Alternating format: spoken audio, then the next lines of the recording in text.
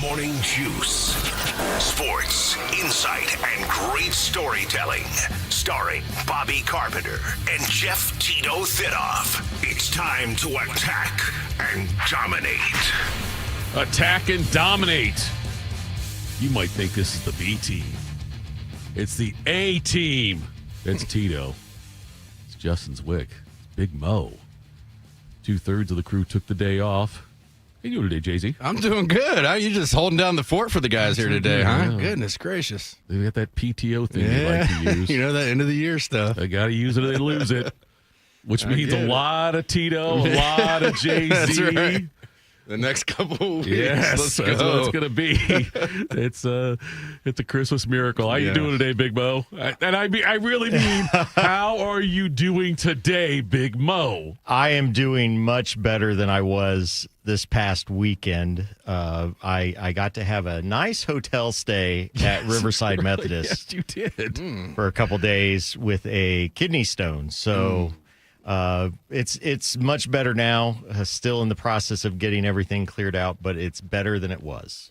I just want everyone to know this, because if you're a lawyer out there listening, all I asked was how you're doing. I did not get the hip of things. I wasn't going to be the one to out him and bring it up and say what it was he was out for. But he had some very descriptive ways of describing the pain on social media this past weekend. Oh. That was, I had to be entertaining because it's very boring in a hospital. Well, yes, but going through that, I mean, yeah. I've luckily not had to deal with it, but I pray my father has a bunch of times. Has a bunch of times? Oh, yeah. Oh. It doesn't sound fun.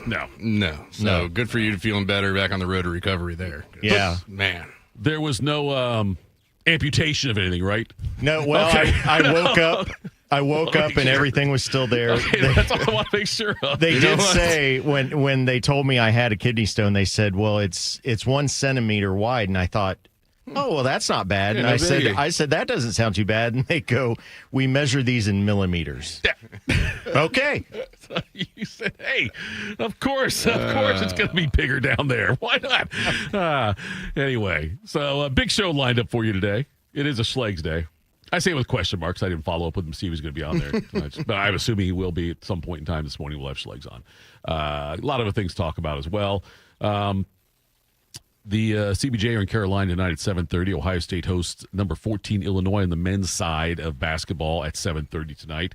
Chargers over the Eagles 22-19 in overtime last night. Not the best game for one Jalen Hurts. I don't know if you guys saw any of the highlights or followed it at all, but Hurts had 4 interceptions in the game. Which, last time I checked, not good for a quarterback. He also had 2 turnovers on one play. I have never seen that before. He threw an interception. Chargers defensive line, Deshaun Hand picked it off, and he fumbled it while returning it. Hurts grabs it. Now all of a sudden, it's a great play. He's the hero, yeah. Then he fumbled it back after he was hit. So he had an interception, had a fumble. Sometimes when the game's going that way, it's just like, and then you throw the interception, then the ball's rolling right to you, and you're like, oh, good, okay. And then, lost it again. Elias Sports Bureau, who's been doing this since 1978, said this is the first time anyone's ever committed 2 turnovers on the same play in the NFL. Has there been a bigger drop from a Super Bowl champion, big-time player than Jalen Hurts this year? Well, the Eagles in general, right? I think they're just bad. I mean, you have your best receiver coming out telling people, take me off your fantasy teams. This is how bad we are right now. I'm not getting the ball. Yeah. They just can't seem to figure it out. But, yeah, I mean, Jalen Hurts was the guy there, right? Mm-hmm. I mean, I think it's also, they haven't. They probably haven't featured Saquon Barkley the way they should. Barkley was not going to be, after all the touches, and I said he had almost 500 touches last year with playoffs and everything. Catches, there was no way. I mean, it was almost 400. I might be exaggerating that. Regardless, they gave him a lot of touches, and to do that year in and year out, at some point in time, is going to wear that guy down. But they got out of him what they needed to. Yeah, I guess with a Super Bowl. His season ended in February. You know what I mean? So it's not like he has the whole off season like other people have for that. So think about but Hurts was picked off 4 times and lost a fumble, and they lost in overtime. the road at LA. It was like one of those cross country flights again. People talk about how it takes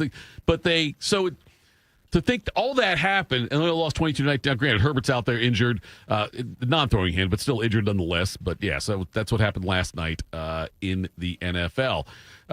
We are 2 hours here on YouTube, the Fan app, HD3, Twitter, Facebook. Download show anytime. Catch us 10 a.m. to noon on 10 TV Plus. We're sponsored by Riverside Bank in Dublin.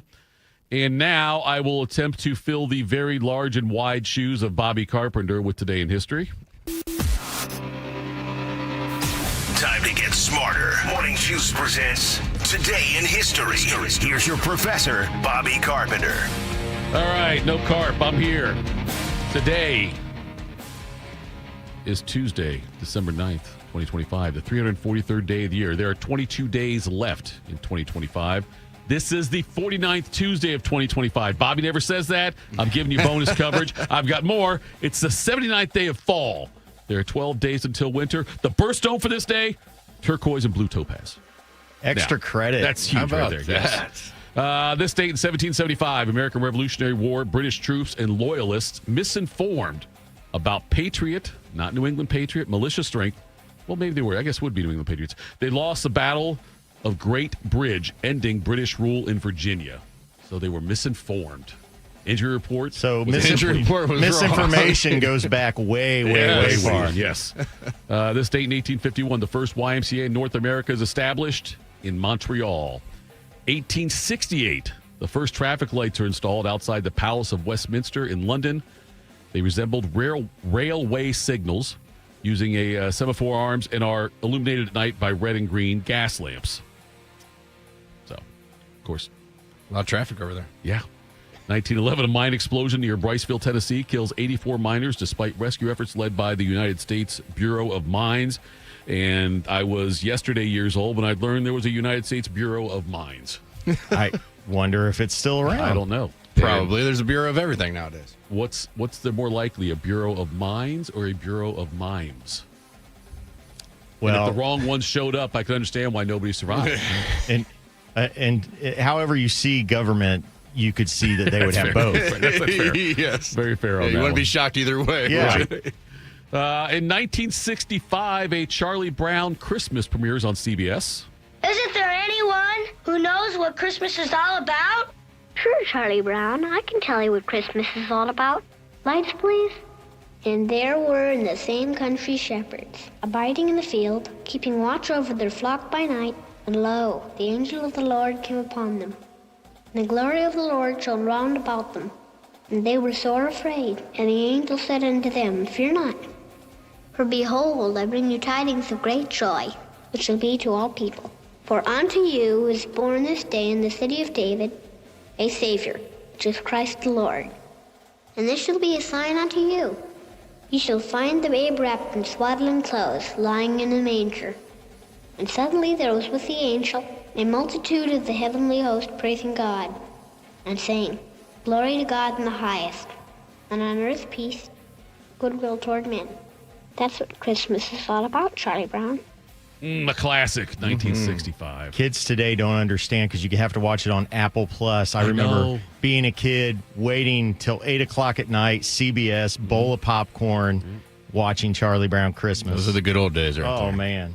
Now you got to go through 8 different apps to find something, and it's ridiculous. And you can watch it all year round. I feel the same way it's about... not the same. I feel the same way about Wizard of Oz. Remember, it was one time a year on CBS. Yep, sure was. And now you can watch it whenever. I remember I had it for a long time on the DVR, the Charlie Brown thing, before it went to Apple TV, and then when I changed cable companies, I lose the DVR and lose all of that. Now the DVR I've got, it keeps things for a year, so if I find something, I can have it for a year, and then it's gone. So anyway, that's me complaining. How about that for first world problems? We used, as kids, we did, like they didn't have VCRs. It was like if you weren't there, and if you had to go pee at one point, you were going to miss some of the show. There was no pausing. You had to get up from the couch, go up to the TV, turn the channel. Yes. You were running. Yeah, you were running to the bathroom, running back, jumping over the couch to try and get there before the commercials. And if you had to do a number 2, you just had it. You waited, yeah. This concludes the old guy segment of our show today. In 1979, the eradication of the smallpox virus is certified, making smallpox the first of only 2 diseases that have been driven to extinction. Rinderpest In 2011 was the other one. I knew him. Yes. Yeah, I missed that news back in 2011. I know Reinder Pest. I looked it up because I wanted to get a little bit of knowledge on this one because I'd never heard of it before. And it says, this is on Wikipedia. So, an infectious viral disease of cattle, domestic water buffalo, and many other species of even-toed ungulates. So that was probably a big deal in the 1800s. Yes, it was. Yeah. Buffaloes, large antelope, deer, giraffes, wildebeest, warthogs, all those things, all those different ones were affected by that. You can get it from dirty drinking water. It could be passed that way, among other things, and also through the air. So, anyway, that'll come. 2011. Let's go. Yeah, that's exactly right. Yes. Yes. In 1989, Billy Joel begins a 2-week run at number 1 in the U.S. singles chart with "We Didn't Start the Fire." JFK, blown away. What else do I have to say? We didn't start the fire. It was always burning since the world returned. In 1995, a certain Buckeye named Eddie George won the Heisman Trophy on this date. And members of the Downtown Athletic Club, it is my pleasure to announce the winner, Eddie George, Ohio State.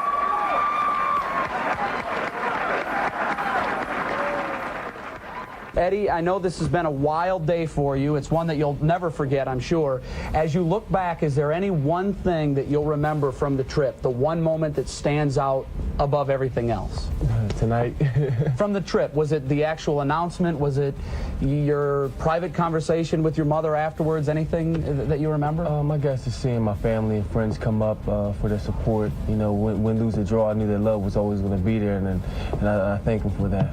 Yeah. Now, we talked about this before we started the sportscast. A lot of talk that you will be the number 1 pick in the NFL draft.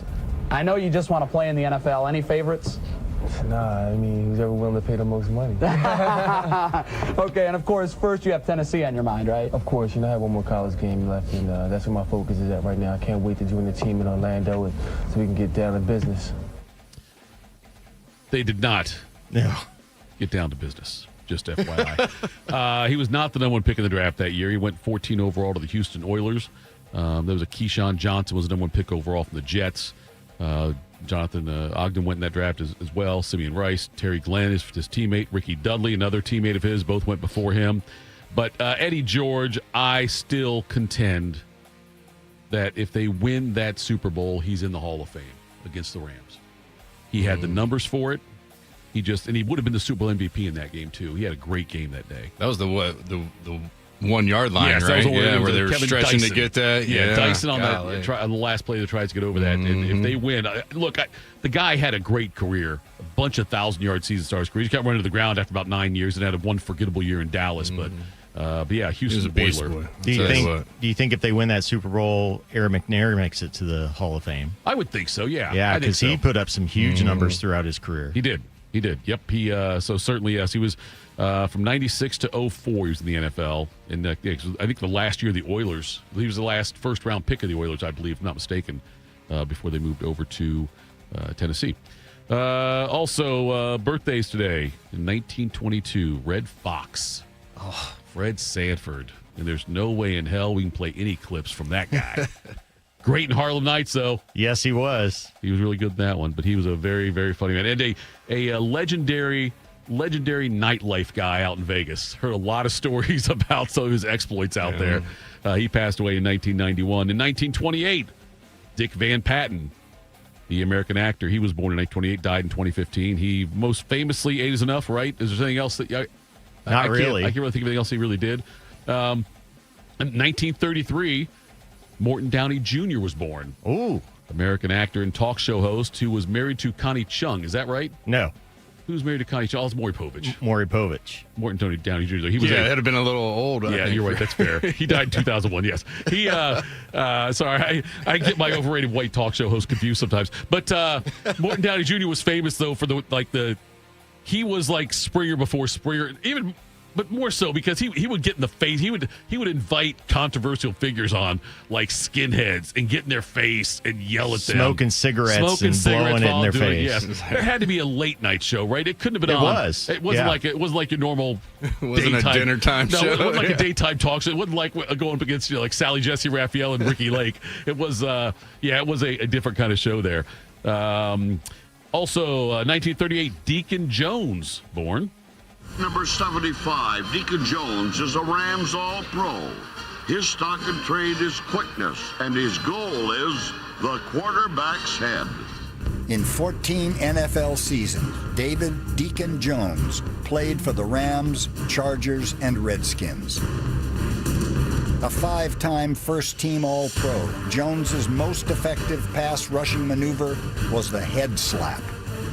He had studied Muhammad Ali, boxing, and the speed of his hands. And he realized that if he could slap somebody upside the head, they would blink their eye, and all he needed was that split second of a blink of the eye to get around him to get to the quarterback. Smart move. Part of the fearsome foursome. Merlin Olsen, Deacon Jones, and 2 other guys. Yeah, I used to know who they were. Rosie Greer, who was the bodyguard or whatever. He was the guy who tackled the assassin of RFK. Yes, at the hotel that night. Yeah. But have you ever seen the head slap that Deacon Jones did? There's a lot of people that claimed he'd be thrown out of the league nowadays. Well, yeah, right. He did it right in the ear hole. They claimed that he had a metal plate under a pad. In his hand. That wouldn't surprise me. Hey, you're not cheating. You're not trying. Yes, that's right. Deacon Jones died in 2013. Another hitter, man. Dick Butkus, born in 1942. I want to just let them know that they've been hit. And when they get up, they don't have to look to see who was that hit them. It shouldn't be any puzzle. When they come to, they got to say, well, it must have been Butkus that got me. Dick Butkus was much more than an intimidator. In just 9 seasons, he forced 47 turnovers, including a then NFL record 25 fumble recoveries. His career was cut short by a broken down knee, but not before Butkus had played every down of football he possibly could. He stood for something just as important as victory. He gave everything he had on every play. A lot of talk about teams that do really well in drafts. And the year that Dick Butkus came out, he was the 3rd pick overall. That pick originally belonged to the Pittsburgh Steelers. They traded it to Chicago. The 4th pick the Bears had, they took Gale Sayers. Dick Butkus and Gale Sayers back-to-back in that draft. Not a bad way for a team to draft there. They also had the 6th pick. They took a guy named Steve DeLong. Say 3 and a 14. How do you have 3 out of the? Well, it's a different. 3 of the first 6. There were 14 teams in the NFL at the time. They also had like 15 rounds. Yeah, it was. I think it might be more than that. I think it might have been closer to 20. Let me take a look here. I'm looking at it right now. 8 round 19 round 20 rounds is what it was. Wow. Yeah. And there's once time when this was around that time, but they didn't have a clock on your picks. And I think one time the Cowboys took like 20 hours to make a pick. They weren't all in one place. They were doing over the phone and stuff like that. But yeah, they took like forever to make their pick. So what else we got? Dick Butkus died in 2023, by the way. 1957, Donny Osmond was born. Let's see also. Also today, Green Day drummer Frank Wright. Trey Cool turns 53.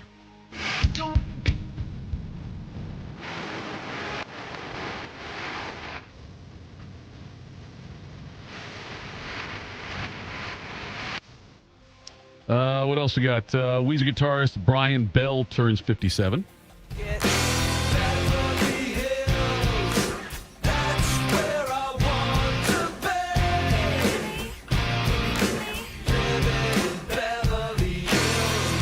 Are those up your alley, both of you? Oh, yeah. They are for you, both of you? Yeah, Green Day came out my senior year of high school. I think Okay. Weezer was right around that same time, too. I loved both of those bands. Yeah, they were both around. Yeah. We were probably more heavy metal back then because the weight room and just that's kind of what we listened to back then. But I've learned they were about around and popular. About myself that I get very familiar with my music, and I usually don't get into bands like that until it's about 10 years too late. Like I I'm usually late to the party too. I did start listening to Pearl Jam. They were like 15 years in or whatever. Wow. This band's really good. Holy cow, how long have they been around? Same thing with Dave Matthews. Who are these guys? B&B. Oh, they've been around for 10 years. What are you talking about? I know. I find myself that I am very much very, very old in that way, where I don't get these things until much later. It reminds me of the old. There was an old skit on SNL in 1983 when they were they were talking about. They were asking adults where they were when they found out JFK got shot back in 63, 20th anniversary. And they got a panel of 3 people. And none of the 3 knew that JFK was shot. Like, they're on the show. It's like, what were you doing? The one guy said, well, it was Jim Belushi. I said, well, I was just, I was backstage and this guy told me about it. He said, that's what I found out. Oh my God, he was shot? That's how I feel about my music. I'm always way late to the party. Also, actor John Malkovich turned 72 today. So I ask you, what is going on? And I answer, we have a traitor in our midst. Now, how do we flush a traitor? I don't know, but at the count of 3, I will find out who is on my team and who is not. That would be 1, 2. Wait, it was me. It's me. Don't listen to him, man. The insulin is made him crazy. You have been near death the entire trip? Yeah, it was me. No, he's flipped out, man. He's nuts. It's pretty clever, huh, Jesus! No, that's clever. I don't think I've ever seen a John Malkovich movie. Was that Con Air? That was Con Air. Okay, I thought I was following along. You never seen Con Air? Come on, this is a guy that doesn't watch movies. Fair enough. The Cannonball Run was released. I don't watch them anymore, but I watched them back in the day. Yeah, I don't When think they were out. Is there do you have a favorite? Is that your favorite John Malkovich movie? I like that one. He was really good in Reds, which is it's an okay movie. That's is Reds the Warren Beatty movie? No, something else. It's Red. It's Red. Reds is the Warren Warren Beatty? Beatty. Red with Bruce Willis. Yeah, that's what they're bringing all the old dudes back to go fight something. He was really good in that, but I really like Malkovich. He's hosted Saturday Night Live a couple times, and he had some classic sketches. So that's where I kind of like him. Passing away on this day, Branch Rickey passed away at the age of 83. I was passing a sandlot. Little white boy was up at bat. You know what he was doing? Sitting on a fastball. He was pretending he was you. Why'd you do this, Mr. Rickey? We had a victory over fascism in Germany. No. Why? Why'd you do it? I love baseball. Given my whole life to it. 40-odd years ago, I was a player coach at Ohio Wesleyan University. We had a Negro catcher, best hitter on the team. Saw him laid low, broken, because of the color of his skin, and I didn't do enough to help. Told myself I did, but I didn't. There was something unfair at the heart of the game I loved, and I ignored it. But a time came when I could no longer do that. It was 1965 when Branch Rickey passed away, by the way, and he played an important part in minor league baseball in Columbus because he was the first one he was the first guy when he was with the St. Louis Cardinals to start a farm system, minor league teams back in the 30s. And he put a team here in Columbus and was behind the building of the stadium. It was Redbird Stadium at the time where they played the minor league games, which turned into Cooper Stadium. And there was Franklin County Stadium, Jet Stadium, then Cooper Stadium, right? No, then Franklin County Stadium, then Cooper Stadium before it's now just in shambles. And they were all where the old Cooper Stadium was. Right there, Mounds Creek up there, okay. But you can still see this. Yeah, they're still like part of it, right? I know. God, it's like they watching game when you're a half of it kid. down. Yeah, when you're a kid going to a Clippers game at Cooper Stadium, you think it's the greatest thing ever. As an adult, you realize what side of town it's on. Oh, and you're like, how did we ever leave there alive? Mm-hmm. That, and it's like, yeah, when you're a kid, you're right. You're out there, and like Babe Ruth played there. Yep. Josh Gibson played there. Johnny Bench played there. All these guys played there. Yep. Gibson had hit a home run, I guess it was supposed to be the longest one ever out there into that graveyard back there. Yeah. And then I remember much later, I got to cover the Clippers sometimes. And it was so weird when you think how big guys are now. when you walk in the tunnel from the dugout to the locker room area. Like, I'm 6 feet tall, and I had to like turn my head sideways going down that walkway. Yeah, and so because it was that bad. But it was that old stadium was something else. Oh, my it senior really year, was. we did a marketing class push for the Clippers, right? And my team came up with BYOB, bring your own bell. Because it was the whole bell thing back in the day. Yeah, so we had to like go to a game and like meet with the marketing people. Like it was kind of interesting, but going down there, that's the first time I'd ever been to that stadium. And this would have been back in 05, 06. Okay, yeah. Oh, that was trash. Oh, yeah. Like, oh my, they play baseball here? Like, I've never been to this area before. Yeah. It was wild. You're for any other Pretty reason. for Not much of anything a, else. there's probably nightlife nearby. There's an but not Arby's. much. There's an Arby's somewhere close. I think I've been to a couple of times. There are people driving there. They're not people that any of us probably spend time with. Yes, I would say that's probably accurate there. Holidays observances today. It is International Anti-Corruption Day. It's also Gingerbread Day. They celebrate that mainly in Sweden. What else have we got today? I got a list of them here. Let me go ahead and do this. National Pastry Day, World Techno Day, Christmas Card Day. Do either of you still participate in sending out Christmas cards? No. I have never participated. My wife has. That's but not this year. I don't think it's going to happen. We're starting to get them, and I'm like, honey, what are we going to do? Yeah, I don't think I'm going to get to that this year. I said, that's fine. Nobody's going to miss us. Yep. Yeah, I don't. I'm thinking my wife used to do it. We do like the family picture thing and all that, but anymore we don't do that. Do you guys have anybody that does the year in review letter? I do get that sometimes. That makes you just feel like that person thinks they're pretty important. Oh gosh, or the book of pictures and just all the vacations and just cool stuff. It's like, all right, we get it. What did I do for my vacation? I mowed the lawn. National Llama Day. Also, it's weird. I don't even know if I should say this out loud because there's especially this is not meant as any kind of jab at our producer.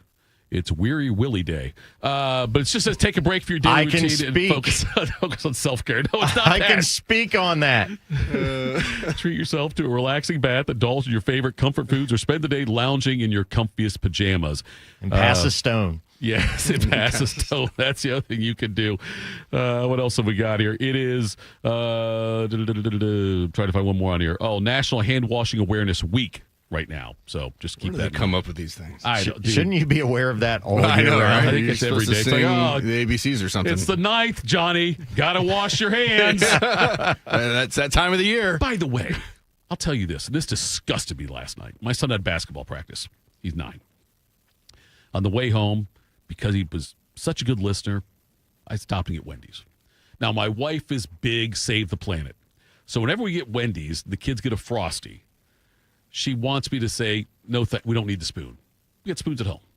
Right. So, okay. So they came with the spoon and the Frosty and the food. And they, of course, keep the straw. We don't need that. My wife can just drink out of the regular plastic cup that's going to kill the planet. But anyway, nonetheless, so I put the food, give the food to my son, and we're starting to drive home. I look over, and he's got a little bit of chocolate on his shirt. I'm like, dude, how'd you get chocolate on your shirt? And as I see, he's taking his fingers in. Went right to the Frosty. And eating it with his fingers because he didn't want to wait. I'm like, dude, you just played basketball with 40 other kids, touched all these different kids' basketballs. And anyway, and now you are sitting here eating your Frosty with your fingers. Hey, Dad, I just really wanted to eat Frosty. He's trying to build up that immune system. Didn't he have fries? He could have dipped his fries in it. You're still holding on to something, I guess. That's true. Usually he will do that. He will normally do that. He'll dip the fries and the nuggets in the Frosty, but don't get me started on that. But nonetheless, now today, because it's December 9th, he's got to wash his hands. We'll make sure he gets knocked out. Coming up next, did Lane Kiffin do Ole Miss a solid? We'll do that next. Morning Juice. Hey, what's up? It's T-Bone. If you've hit your medical deductible, now's the time to see Dr. Mark Levy. Get a custom oral appliance that stops snoring and helps you ditch that CPAP and pay less out of pocket. Call 1-800-MORE-SLEEP or visit sleepbettercolumbus.com before the year ends. James Laurinaitis here for my guys at Green & Sons, the premier Kubota dealership in Central Ohio. Green & Sons has all the Kubotas you need to tackle your land and come out a winner. They have zero-turn skid steers, tractors from 18 to 171 horsepower, and also utility vehicles. My favorite favorite is my RTV Sidekick. The best thing about Green & Sons is they've been family-owned and operated since 1970, and you will love dealing with the Green family and their winning team. Do what I did and check out Green & Sons located in Mount Sterling and Marysville or online at greenandsons.com for all your Kubota needs. Pain has a way of stealing the moments that matter most, especially during the holidays. It's not just your knees, back, your shoulder. It's the time with the family and friends.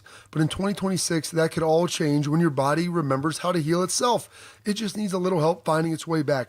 That's where QC Kinetics comes in. They're your partner here in Columbus that will help you heal that pain without surgery or without pills. It's your body's own natural biologics to heal itself. It's the best comeback story that you're going to find, powered by your own cells that built you in the first place. No surgery, no pills, no long recovery, just your body remembering how to feel alive again. It's time to take that first step. Literally, walk, hike, dance, enjoy the holidays. Schedule your free consultation today in Dublin or Gahanna. Now is the great time to use your HSA or FSA for treatment. Go to qckinetics.com/Columbus or call 380-208-4544. That's 380-208-4544 and get feeling better in 2026 today. We are the keepers of the wild, America's original and most invested conservationists. For more than 80 years, we've been committed to conserving wildlife and the natural landscapes that define our nation. From rugged alpine ridgelines to peaceful tall grass prairies, we've supported the conservation of more than 36 million acres of American wildlands. Our funding has led to cleaner water, fresher air, and improved wildlife habitat. From abundant fish and waterfowl populations to robust deer and elk herds, nothing is more important than maintaining wild spaces for adventurers to explore and wildlife to thrive. We are America's hunters and target shooters, stewards of the American outdoors. America's hunters and target shooters, along with firearm, ammunition, and archery manufacturers, have invested more than $46 billion to help state fish and wildlife agencies manage and protect wildlife and wildlands across America. For more information, visit outdoorstewards.org. Hey, what's up? It's T-Bone. Don't let your insurance benefits go to waste. End the year sleeping better with Dr. Mark Levy's oral appliance. No mask, no noise, just results. Hurry, deductibles reset soon. Call 1-800-MORE-SLEEP or go to sleepbettercolumbus.com today. One man is a national champion, NFL veteran, and local business leader. The other man is Tito. This is Morning Juice. Sponsored by Riverside Bank of Dublin. Here's Bobby and Tito. Liar. Jay-Z and Tito. Not Bobby and Tito. Big Mo back there running things. And this is normally another time for Bobby to shine. It is a Threes Day. $3 appetizers at Roosters all day today. Today's appetizer, featured appetizer, crispy, breaded outside with a gooey, cheesy inside, served with warm homemade marinara sauce over there at Roosters. It is mozzarella sticks. Where does that rank on your list of favorite appetizers at Roosters? That's a tough question. There's a lot of good ones over there. There's a lot of good ones. They would be in my top three. They are the ones. So I'm there every Monday. We do our podcast. I get to take food home for the kids. Mac and cheese bites and mozzarella sticks are the two staples for the kids. If they eat a good dinner, they should get one of those. So those are my top two for sure. I got a thing of mozzarella sticks. You put them in the toaster oven for about 8 minutes. They come out just as gooey as they did when you're at the restaurant. So that is on the plate for tonight. I go for the garbage fries or whatever. Oh man, with that dipping sauce. You do the garbage fries, but let me. Here we go. Blow your mind. Here we go. Get the wedges. Oh well, I'll do the tots. The tots, but the wedges give you That's a more little coverage. bit of it. Well, a lot more of that, and it's not as flimsy. You can pick one up, and you get spicy ranch on the side. So go in and order the Justin. My mind is blown. Yes, but later on in the show, we'll give away a $50 gift card to Roosters. When we do That's What He Said, that'll be coming up later on. Okay, Lane Kiffin takes off for Ole Miss, claims he wanted to coach through the championship. Ole Miss says no. I totally understand that. I get it. And he took a bunch of assistants with him over there. Well, now they let Charlie Weiss Jr. go back over from LSU to go to help Ole Miss out, and now they've allowed 4 other offensive assistants to go back as well to help prepare for their playoff run. Tight ends coach Joe Cox, wide receivers coach George McDonald, assistant quarterbacks coach Dane Stevens, and wide receivers coach, slot wide receivers coach, not wide receivers coach, slot wide receivers coach. That's how specific they're getting. Sawyer Jordan all went back to Oxford Monday morning to help them get ready to play Tulane on December 20th. Are you guys okay with it? Do you think it's okay to do that? And is this Lane's way of because Lane probably could have blocked it if he wanted to, right? Lane could have said, no, you guys aren't going. Is this him extending the olive branch so he looks a little better in the PR world? I think that it's more so two groups of people, the Ole Miss administration and Lane Kiffin and his coaches were butting heads and being very stubborn. I think now there's been some time and they're kind of coming to their senses and like, okay, I don't believe that Lane Kiffin wanted to do any harm to Ole Miss at all, no matter what anybody says. But he was looking out for himself. I think everybody calmed down, and they were like, okay, we do have a playoff to try to win here. And you don't want to leave the cupboard bare. And people have to remember, Lane Kiffin gave the assistants an ultimatum. If you're going with me, you've got to be on the plane. So they had to go if they wanted to keep those jobs. So I don't have a problem with it. I think for the kids, that's the most important thing. The players, for them to be able to win, that's what is important. Yeah, it's such a weird situation. I think Lane gets I don't want to say a bad rep. I think any coach in his position is going to look at the LSU job, Sure. and so for people, it's more of just a situation of the timing of everything. But that's just what college football is nowadays, right? I mean, that's just how things go, and that's how things play out. I think he would have loved to have stayed there and coached, had a chance to go win a national championship with a team that, he helped kind of build and, get this program to this point where they are in the top 10 and they're going to the playoff.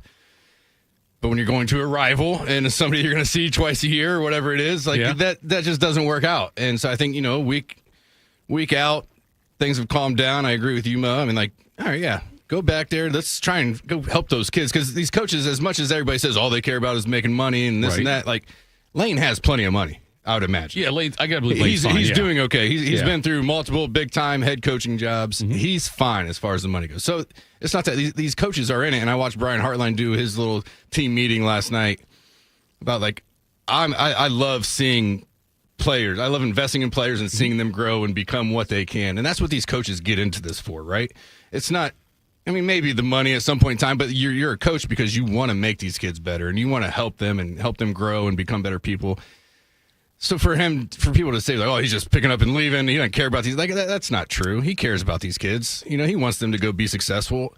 The situation the way it is, I can't be there to help you, but I'm going to do anything I can to help that program. I'm at LSU. We're not in the playoff. We don't have anything going on really right now.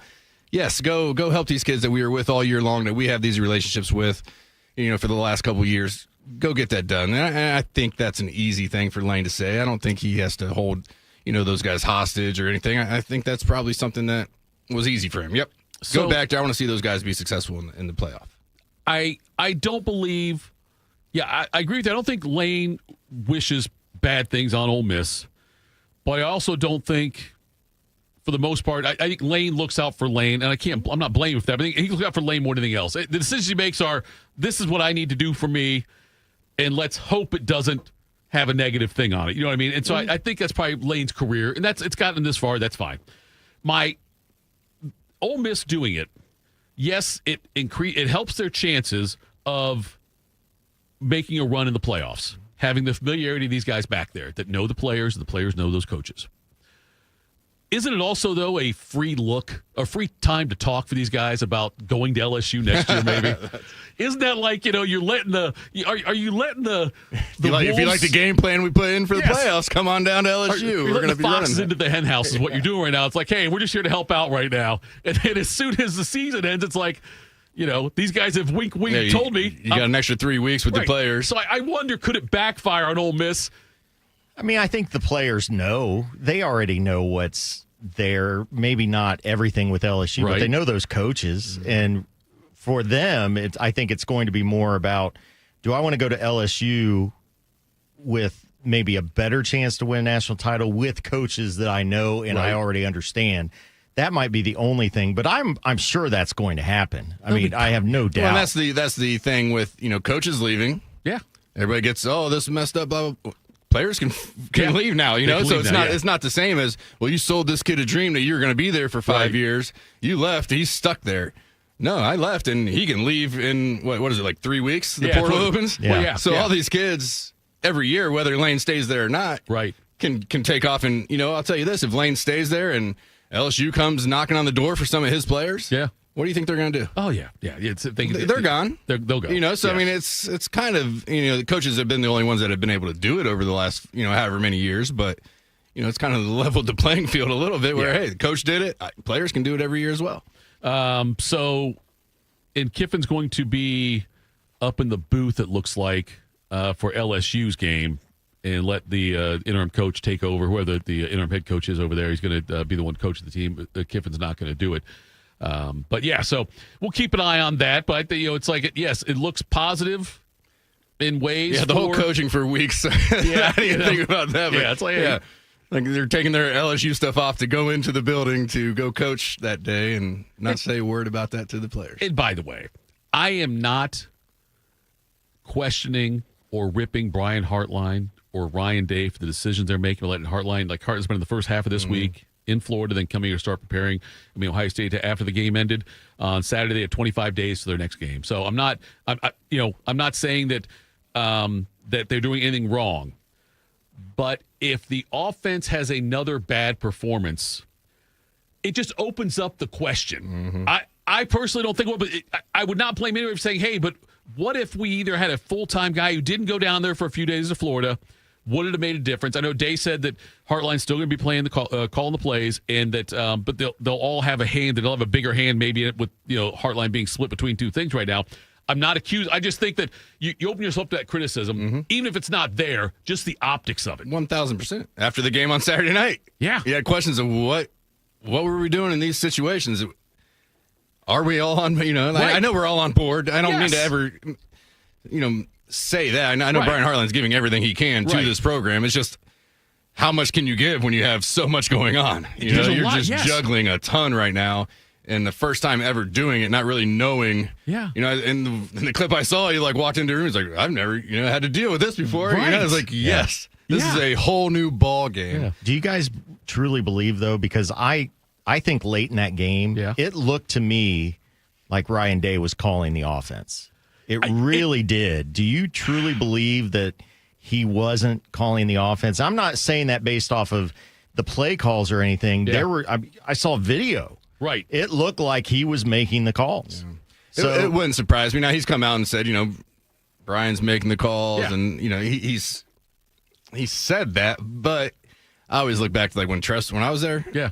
Basically it was Trust saying, all right, let's do this. Give me the best. Right. Give me the best, in this formation, this down. And then they would kind of give that to him, and we'd go run that play. Sure, So he wasn't necessarily calling the play, but he was calling the play. He was influencing the play call. So there may be some of that going on. That's what I think. I think Day was influencing the call. Hey, what are we thinking about this? Let me throw my opinion out there. Just a question. Yes. Do you think maybe we should do that? So I think that to maybe strongly recommend to Hartline, hey, let's look at this. What do you think about this? Why don't we move him a little bit here? Right, why don't we do this? Or get the ball out a little bit quicker here. And I think that will continue to be the case. And like Day said the other day, Sunday, I guess it would have been, just said, it's a collective group as far as game planning. And then, Hartline will call the plays. It might be a play where he's a puppet for Day and Day's telling him what to call, but Hartline will call the play. Well, and that will happen. And the little bit of game that I watched on Saturday, Nick Saban was talking about when Lane Kiffin did it. Right. And they brought up, well, you let Lane go. Yeah. He's like, well, after some time, we realized, maybe this isn't going to work the way we thought it was going to work. Right. And you know what? We're better off. Hey, we appreciate everything you've done here. We know you want to be here, but you go ahead and do your thing. We'll take it over from here. And I wonder if that we'll see. If that was going to happen or could happen, because, we're talking about Hartline so far, since Hartline took the job, he's coached one game. He's been coordinator for one game, and now there's this huge break. Could they decide sometime in the next week? Could Hartline get back from Florida and say, you know what, man, I got to spend a lot of time down there. This is my first time head coaching, and there's a lot going on. I just realized being down there for a couple of days, I got a lot I got to take care of it. I'm not going to be able to do this. Family's down there. I don't know. And if they come to some kind of an agreement to where they both, I don't looks like the bad guy. It's like, if Hardline comes back and says, you know what, this is a lot more than I thought it'd be. I'm not going to be able to give what I need to this team. Yeah. Because I realized I have a lot more on my plate down south. Right.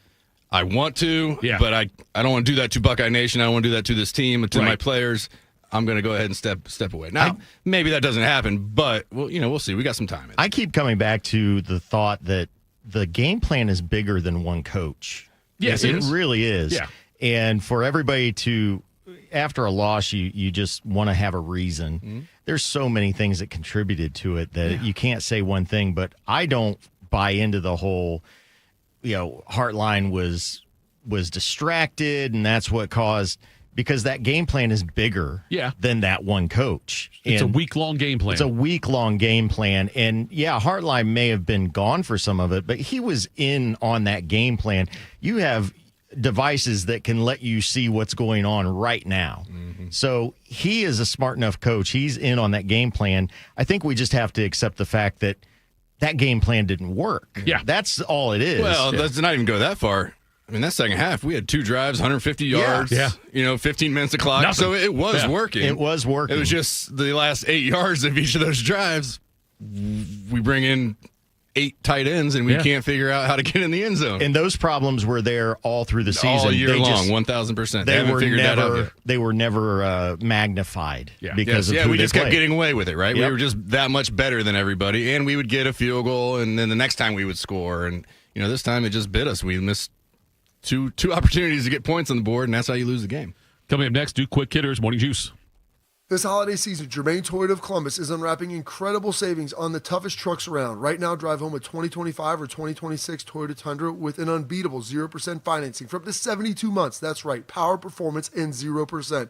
And there's more holiday cheer. Every Tundra is sold at MSRP with 20% due at signing. No gimmicks, no surprises, just real value on one of America's favorite full-size trucks. So upgrade to a brand new Toyota Tundra. Holiday savings at Germain Toyota of Columbus on the corner of I-70 and Bryce Road. Bobby Carpenter here with the Riverside Bank of Dublin Sports Money Report. When the game's on the line, you press hard, you hustle, you stay focused, and give it everything you got. Pressure brings out the best in people. That's how business works too. Have you ever met what seemed like an impossible deadline? Saved a deal from going off a cliff at the last minute? Here's Chuck Moore, CEO, and Travis Sanders, president of Riverside Bank of Dublin, on their local partnership and dedication to doing whatever it takes. Thanks, Bobby. At Riverside Bank of Dublin, we're proud to be on your team, helping local businesses manage cash, fund growth, and invest in what's next. From startups to seasoned pros, we bring the full court press every day for our clients. That's right, Travis. Our team at Riverside Bank is just as hungry as you are to grow and prosper.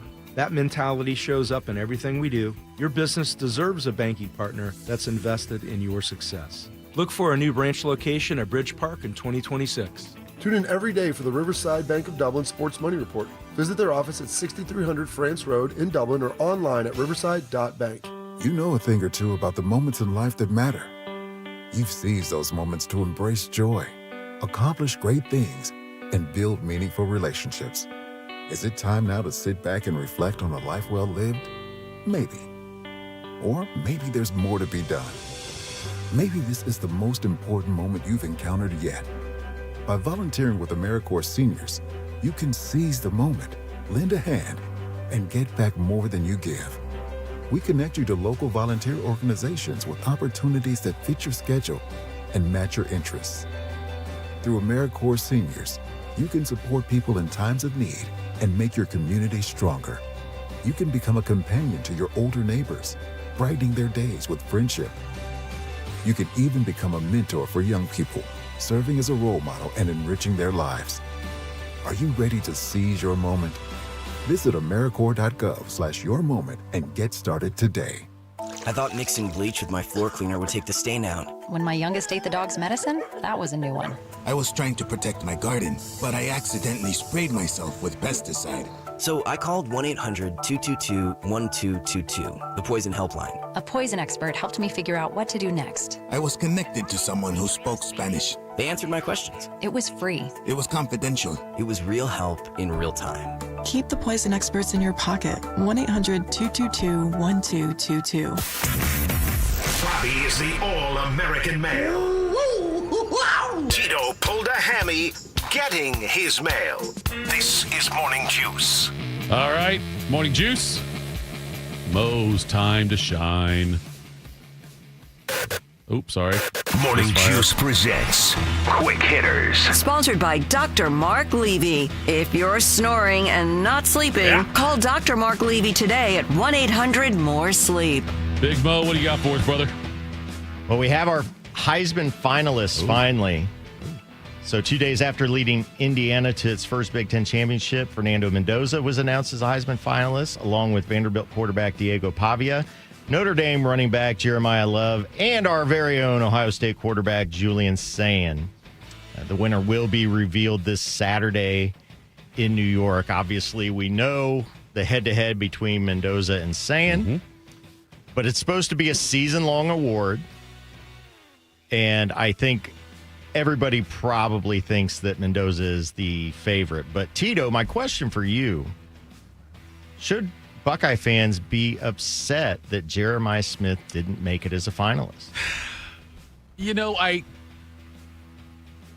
the problem for the Heisman no longer, in most years, I believe, no longer is awarded to the best player. Because honestly, there's not a better player than Jeremiah Smith right now. There might not be a better player on the defensive side than Caleb Downs, Arvell Reese. I mean, those are all guys that, I think are better players.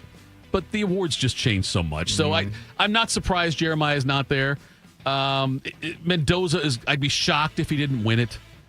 He didn't have some 400-yard, 5-touchdown passing game against Ohio State. He had a good game, a couple of big plays, but it wasn't like an elite game. So I don't think all of a sudden, watching that game and watching them all season, I still like Sayin better. But Jeremiah Love might be out of those four, the most deserving for the year. I'd like to see Jeremiah Love and Notre Dame lean in on it. And if he wins it, decline it because they were left out of the playoffs. So you know what? No, I'm declining. I'm not coming. I don't want that. No, get there and win it. When they say Jeremiah Love, get up and say nope. Hold out the Bill Belichick. I resign as Heisman winner at the NYTDC. Yeah, that'd be something. Now it was something with them coming out yesterday and doing what they did, but to the Heisman. You got to remember Mendoza did what he did. It wasn't a great game. Yeah.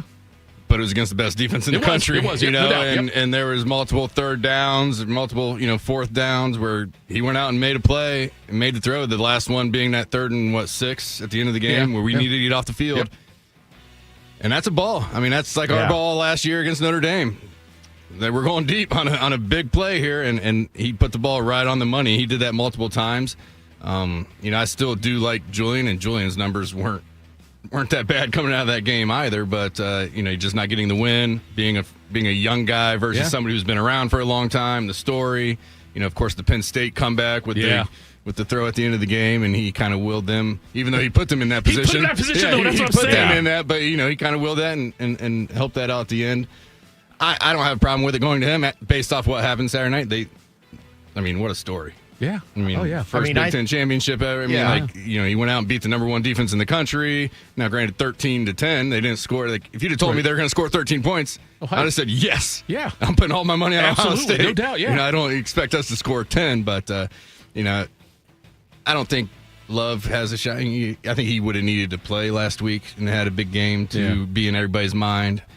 Jeremiah not being there, I think if he'd have had a 200-yard, 200-plus yard receiving game in that Big Ten championship, maybe, that gets the invite. But a quarterback's going to win, and that's the thing about this award. It just seems like every year. Now, I know in the last few years we've had a couple other guys, but it just always seems like quarterback on the best team wins the Heisman. I think Mendoza he obviously didn't do anything to hurt his cause on except for Saturday. His interview after the game. His interview. His interviews are so weird. It's it looks like he's reading off a script or something. It's just like, what are we doing? He's been injected with happiness. I need some of that. But the thing that I look at objectively in that game, and this is not any kind of homer bias or anything, a lot of his big completions happened when there was a holding that should have been called. Sure.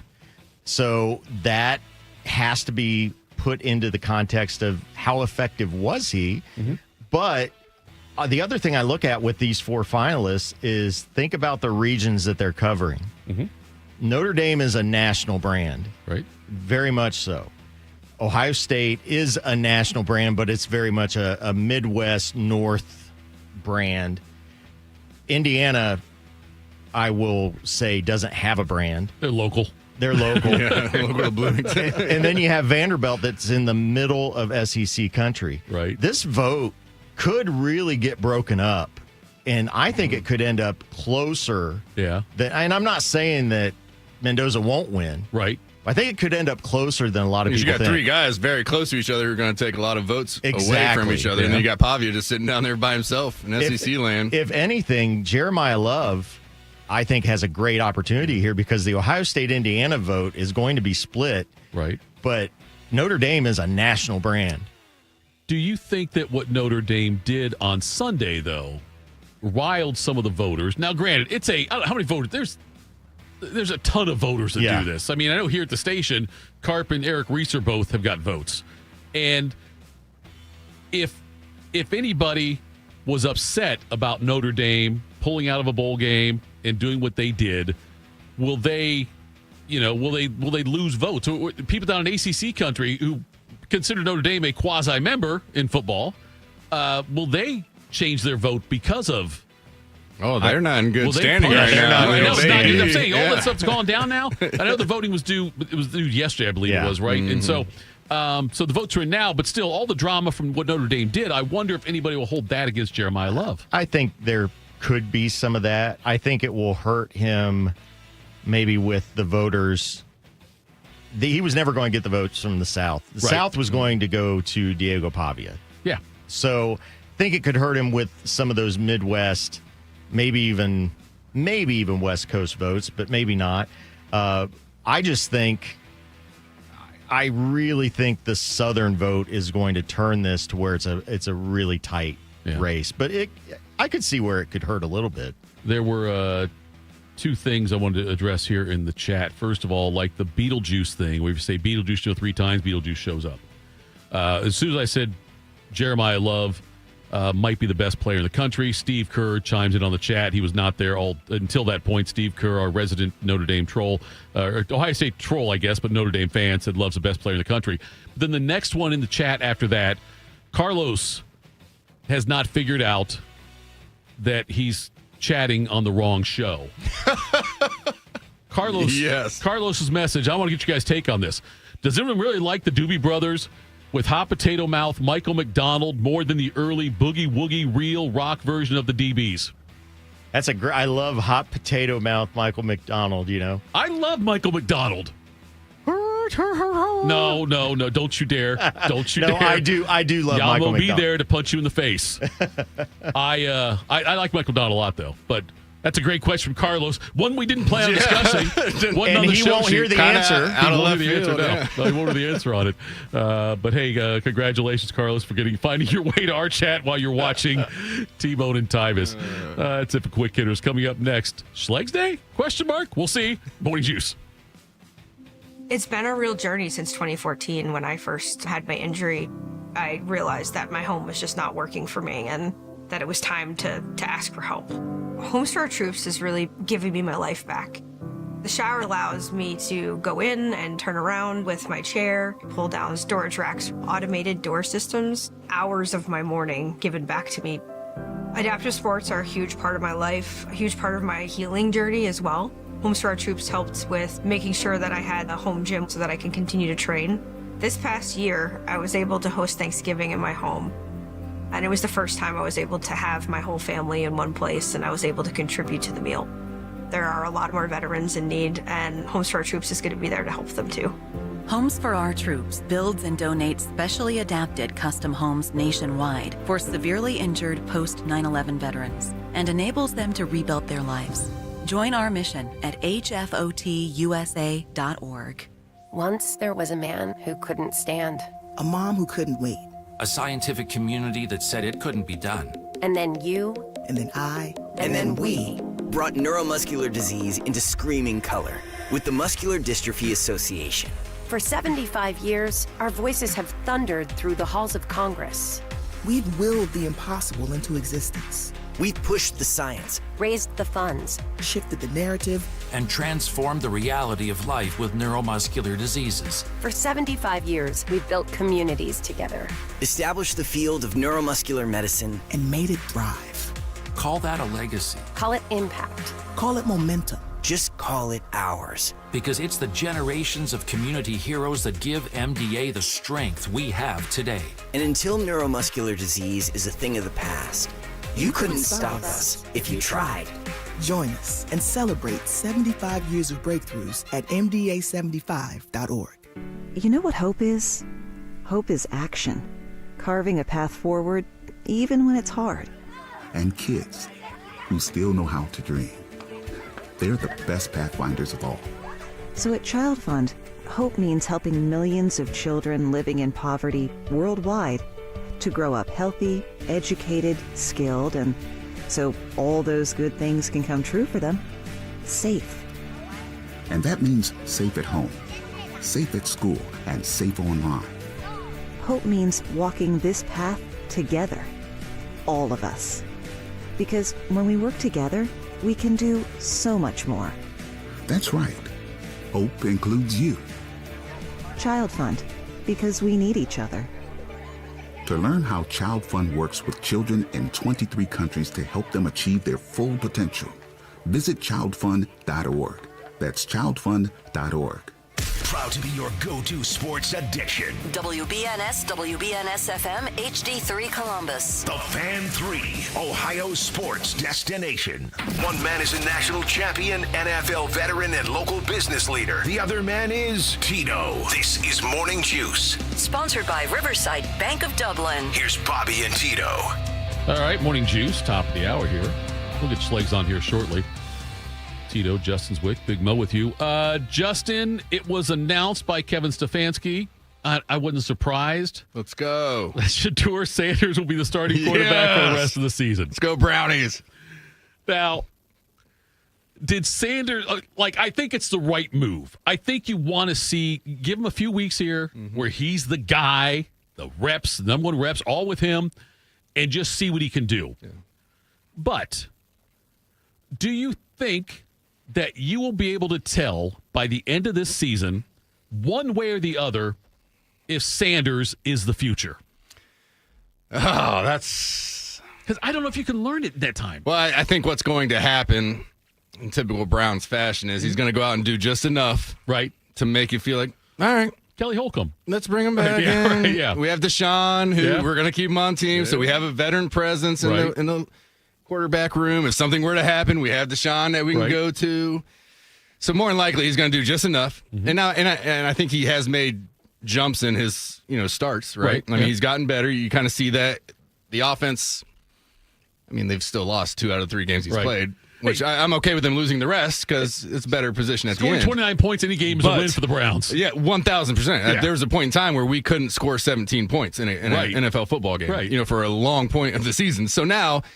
We have some exciting plays happening downfield. I mean, so some things are happening that we hadn't seen all year long from, I think Dylan had six games starting. Yeah, I think it was about 6. Yeah.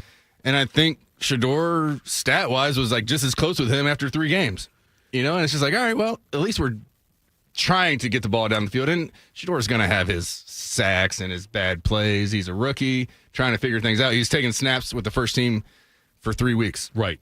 Other than that, scout team they didn't even know his snap count, when he gets in the game. So he's learning, and a lot of things are going on. I'm excited that they're doing this just because I didn't want to go back to Dylan Gabriel to see that again. We saw it, didn't seem to really work. We're still losing, but there seems to be a little bit of hey, we had a 2-point play to tie the game up at the end of the game, So it's like we're at least in these games and looking somewhat like an NFL football team. So I'm excited for the opportunity that he gets. And granted, I hope he takes and runs with it because that's the one thing the Browns have never been able to find since Bernie Kosar. He very much has a he's got that higher ceiling, lower floor. We know it. Dylan Gabriel's grilled cheese. Yes. That's what you make. You order grilled cheese, make grilled cheese, you know what you're getting. But if you all of a sudden try to make some gourmet meal, then it might be great. It might suck. One way or the other. But it's what he is, though. That's kind of the difference between the two. But, like, even if he goes out and he's not really good for the next 4 games, the last 4 games, I don't know if you can say at that point he doesn't have an NFL future. Likewise, if he goes out and goes Linsanity, I don't know if you can say at that point that, hey, he's he's the guy. Yeah. He's the guy that's going to take us to the Super Bowl. It's just he's a rookie. A lot of times when rookies come in, these defenses hadn't seen him before, so they can have some success. And then, that second year, I mean, we see it happen all the time with these rookies that come in and blow up. Yeah. And then the second year, it's like defenses say, all right, well, we see what you did well. We're pretty smart. We're going to figure this out. And then they shut you down. And some of those guys are out of the league a year or 2 later. So he's got a long way to go, but it has been an exciting, 3-4 games or this stretch that he's been on. So it's Tuesday. It gives the Browns something. It's Tuesday, folks. You know what that means. Oh, baby. The best way to start a morning is with a heavy dose of iron. Gas station ready, always. It is Schleg Day. All right, he's Anthony Schlegel joining us now. The first question I always have to ask Schlegs. Yeah, I am. What's up? The Bucks, man. What's up, Columbus? Are you lifting weights as we speak? Yeah, I found a nice spot. I warmed up, and then I got here. I didn't get here late, but I started talking shop. Then I got started a little late, so I said, I'm not going to start pressing. I had to push it back a day. Justin had to finish finals and stuff, being soft. I got Damon Webb, but he's here. He's getting bumpy. So, yeah, we're getting juicy right now, man. It's like day. Like, what else do you expect? What was your take on the performance on Saturday? Oh, okay. What's your take? I don't know. Hey, I'll put it this way. It's good on good, man. And when it's good on good, you got to execute. And if you listen to all the guys at the end, they didn't execute when they had to execute. And honestly, to me, and I understand Buckeye Nation, right? Everybody, so Debbie Downers. But to me, that was the floor of what this Ohio State is. And you took now the number 1 team, and it was 13-10. And you didn't perform your best. You know that there's way, way, way more in the tank. And guess what? New mission. And that's kind of the point. And there were moments in there where we were like, okay, how are they going to handle that adversity?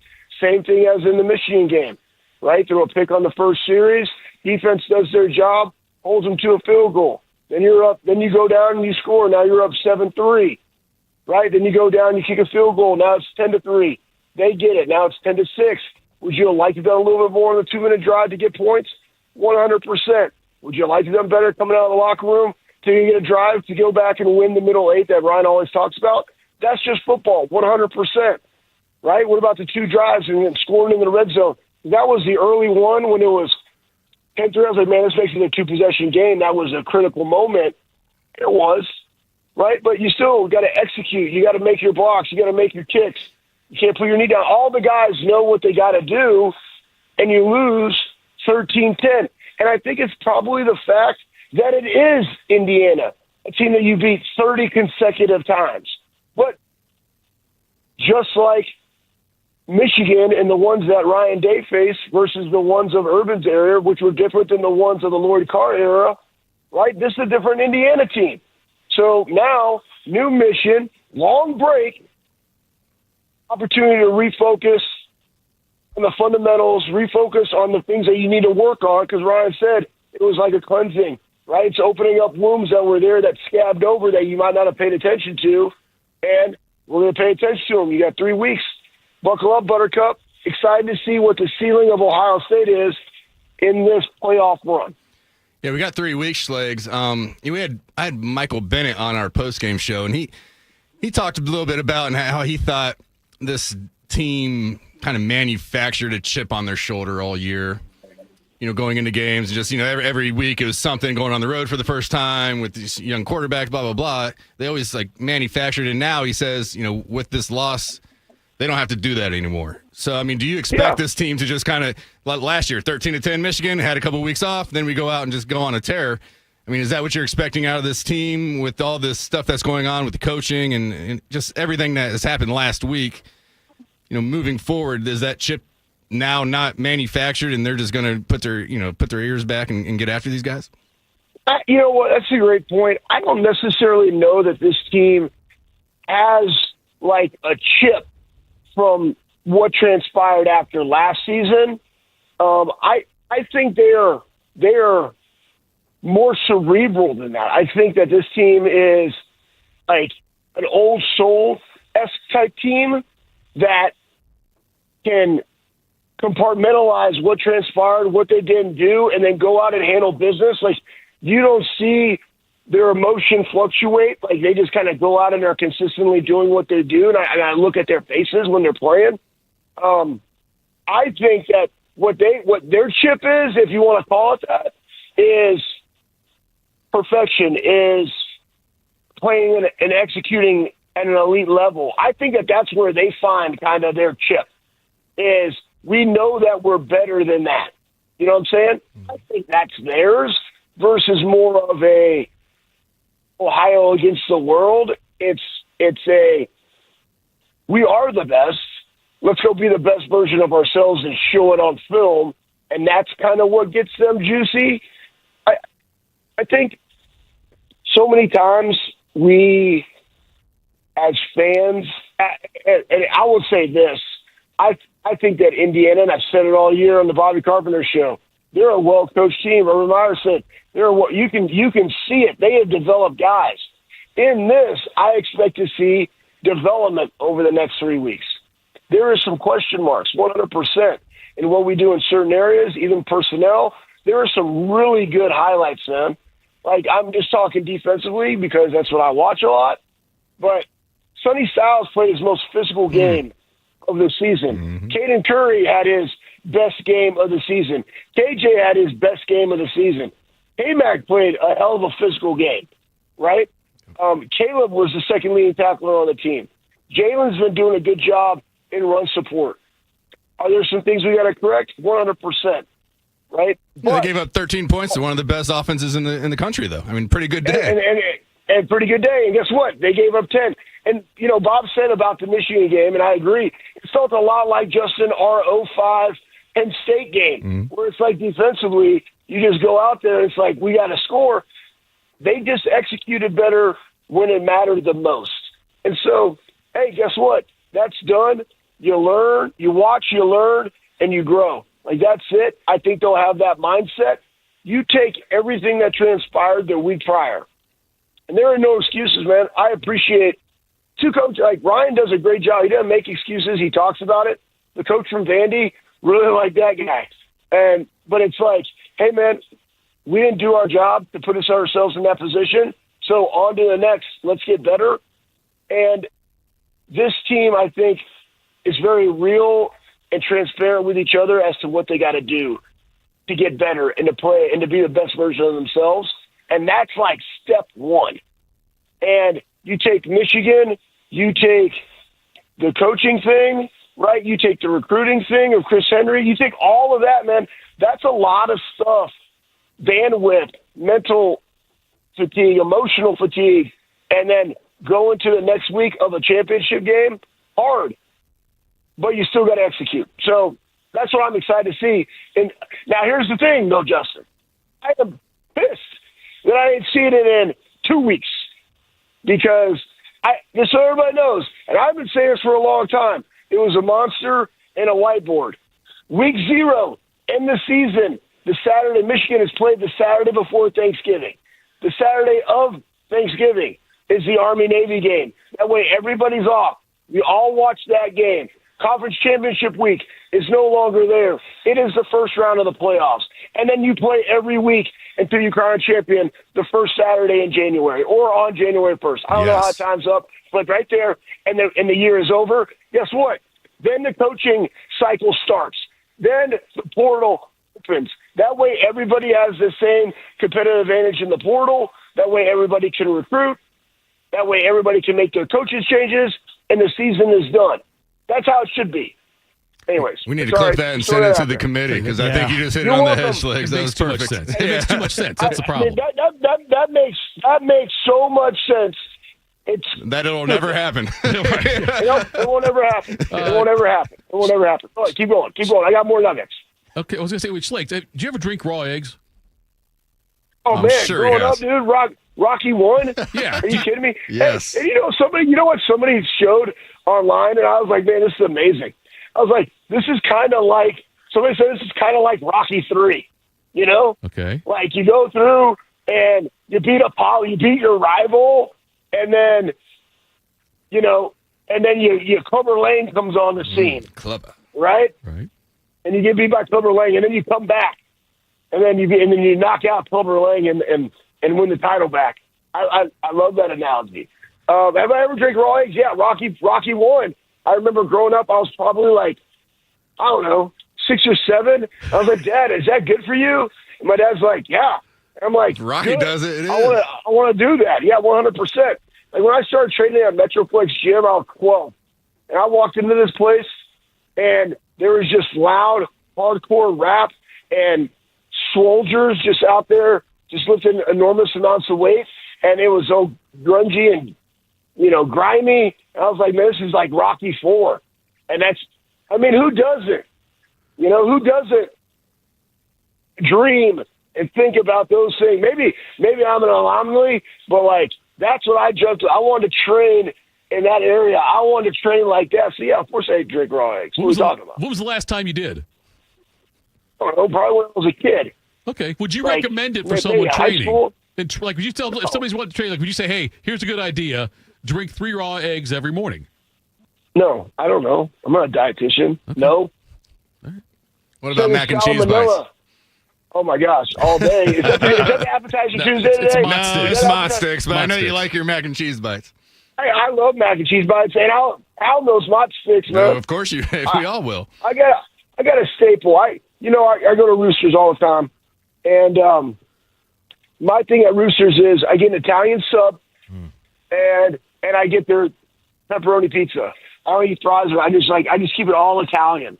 SCHLEGS, I had their meat pizza last night. That's good stuff. It was very good. It got thrown in my bag on accident, and it was delicious. What's on the meat pizza? Every piece of meat they have in that place except for chicken. Yeah, pepperoni, sausage, ham, bacon. Yeah, it's delicious. I've never had their pizza. Yeah, Bobby always takes one home, and they put one in my bag yesterday, and I said, I'll take that. Thank you. That's delicious. That's delightful. It is. Protein out the wazoo. Yeah, I like it. Carb protein ratio. I like it. Good. Yeah, what do you got? Well, give us some more. What? No, I was just going to say, so now Ohio State's got all this time off before their next game on New Year's Eve. I know we talked about the fact that we wish the calendar was different, but they're going to watch a lot of film. But because of what happened last year, Ohio State fans shouldn't be panicking about this time off, and don't compare last year's teams getting first-round buys and losing the first round, right? All that stuff is out the window after what Ryan Day and Ohio State did last year, right? Yeah, 100%. And that's where I go back. And you can agree to disagree with whatever coaches do in certain scenarios, but like I always trust him. How can you not trust the guy that just won a national championship and what he's going to do, right? How are you not going to trust him to make sure he has his team ready for what he's going to do? I mean, fans are so fickle in the fact like the shortest memories of all time. So I'm going to go, and I here's the one thing that I feel Ryan does very well now, and it took getting Chip and being the CEO of the business, but it is on the coach's development of the players and being fanatical of that. But he's so savvy in all areas. Plus, defensively, you have a coordinator, Matt Patricia, that is absolutely elite and fantastic. I mean, we win that game, he wins the Burrows. Like that game, and you want to talk about big games, and it's probably why it's so disappointing for so many, mostly to the ones in the building, mind you, right? But that game, in and of itself, Big Ten championship game, right? They haven't won a title since 19. Matt Patricia probably wins, matter of fact, does win the Boyles Award for the top assistant, and Julian Sayin probably wins the Heisman. Like that game, there were 3 big things. However, guess what? Nothing bigger than a national championship. And so that is still in front of you, you know? And this senior group who I care about and trust, you beat Michigan, you didn't accomplish the second goal, but your third one is still right in front of you. And I think they're going to be able to handle their business and get better. And we're going to see a better version of Ohio State on December 31st in the Cotton Bowl. We'll get you out here on this one, SCHLEGS. I know you just moved back up here recently. and it was a huge ordeal. Like there was a lot of moving parts to it. I remember weekly we'd check in with you with different pods getting loaded, unloaded, people driving out. Okay, pods, pods, all those things. And now since you've been here, we've had a big snow day. We've got a high of 18 degrees on Sunday. Yeah, I love that. Okay, if Brian Hartline were to call you and say, "I want you on my staff at South Florida. I want you to be the strength conditioning coach," would you, if the money was right, take the job and move your family back down there? And what would the voting of your family members be if you put it to them? Well, I'm not going to tell you what I do. Here's the other thing too. When things like this, and this is where you got, I think this is a little bit nugget. To me, you don't chase jobs, you chase people. Brian's obviously somebody that you want to chase and want to go do great things with, and serving people, serving athletes, because that's what you're called as a coach.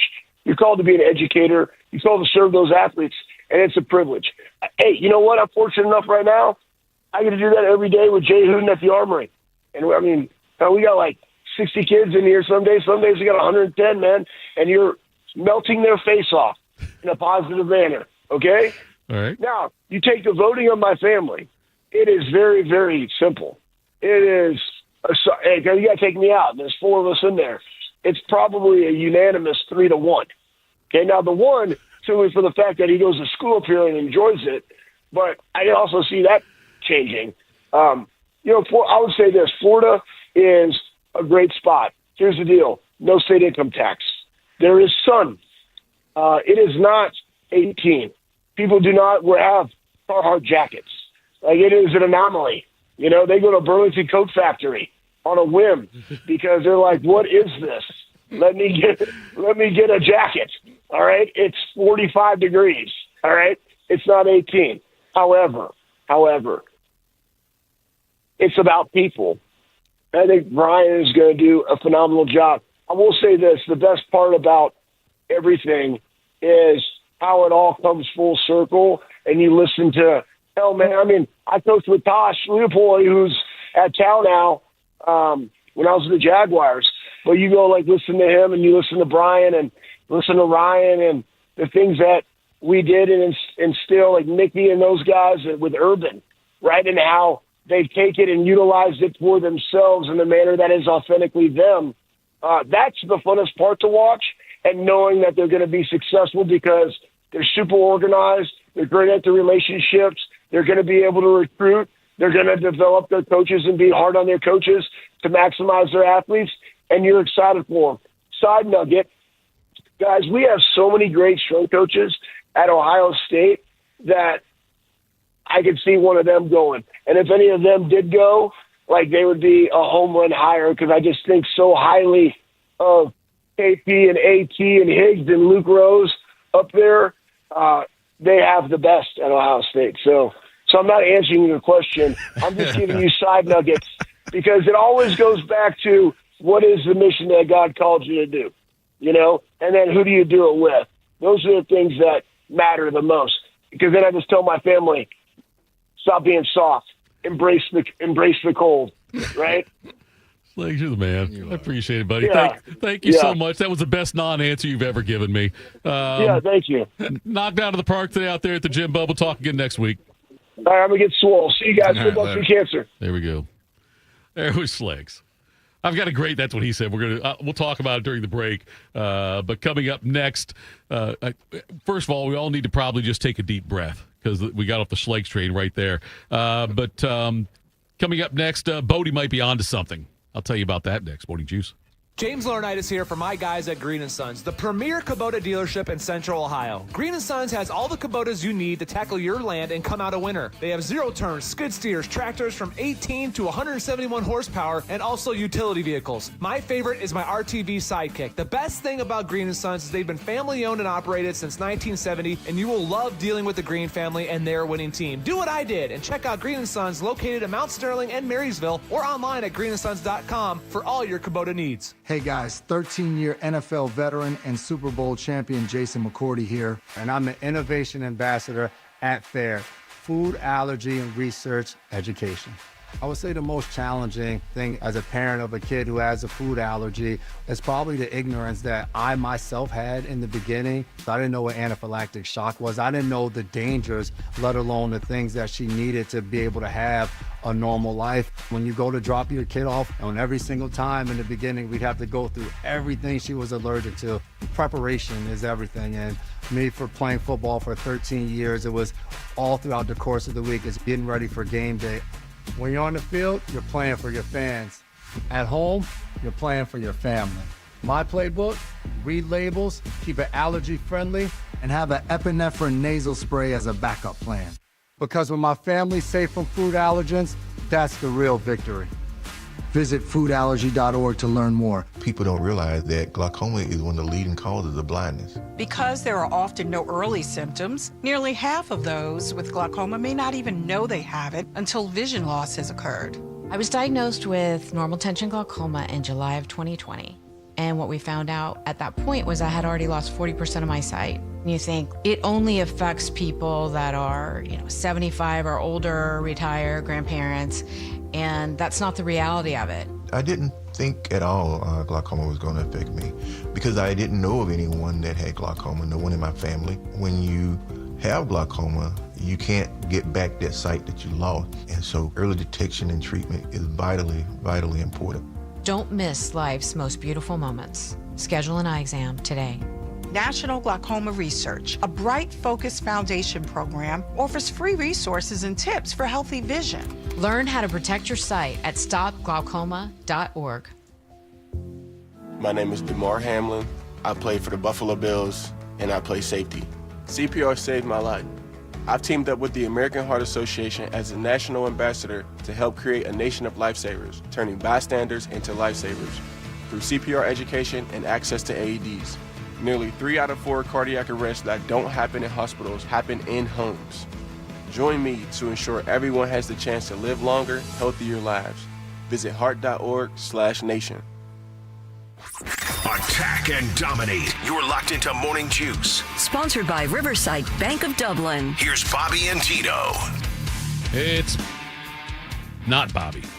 We're going to have to change that for like the next 2 weeks. Seriously, let's work on that imaging. So yesterday, near the end of the show, we were talking, Bobby and Bodie and I were talking about the fact that Indianapolis, Daniel Jones torn Achilles, and Anthony Richardson, I think, is still dinged up. Their other backup quarterback, who was the cat from Riley Leonard, he also is hurt. And so I started to make a joke. My joke was, there's another quarterback out there who I don't think is injured anymore, who is familiar with Indianapolis. Maybe they should give him a call. And Bodie says, Phillip Rivers. And I said, no, I was thinking about Mark Sanchez. I think it'd be funny if they called Sanchez, since now he's completely healed. But so Bodie has threw out the Phillip Rivers thing as a joke. We looked it up. He's 44 years old, 10 kids, 7 daughters, 3 sons. There's no way in hell. Been since 2020. Yeah.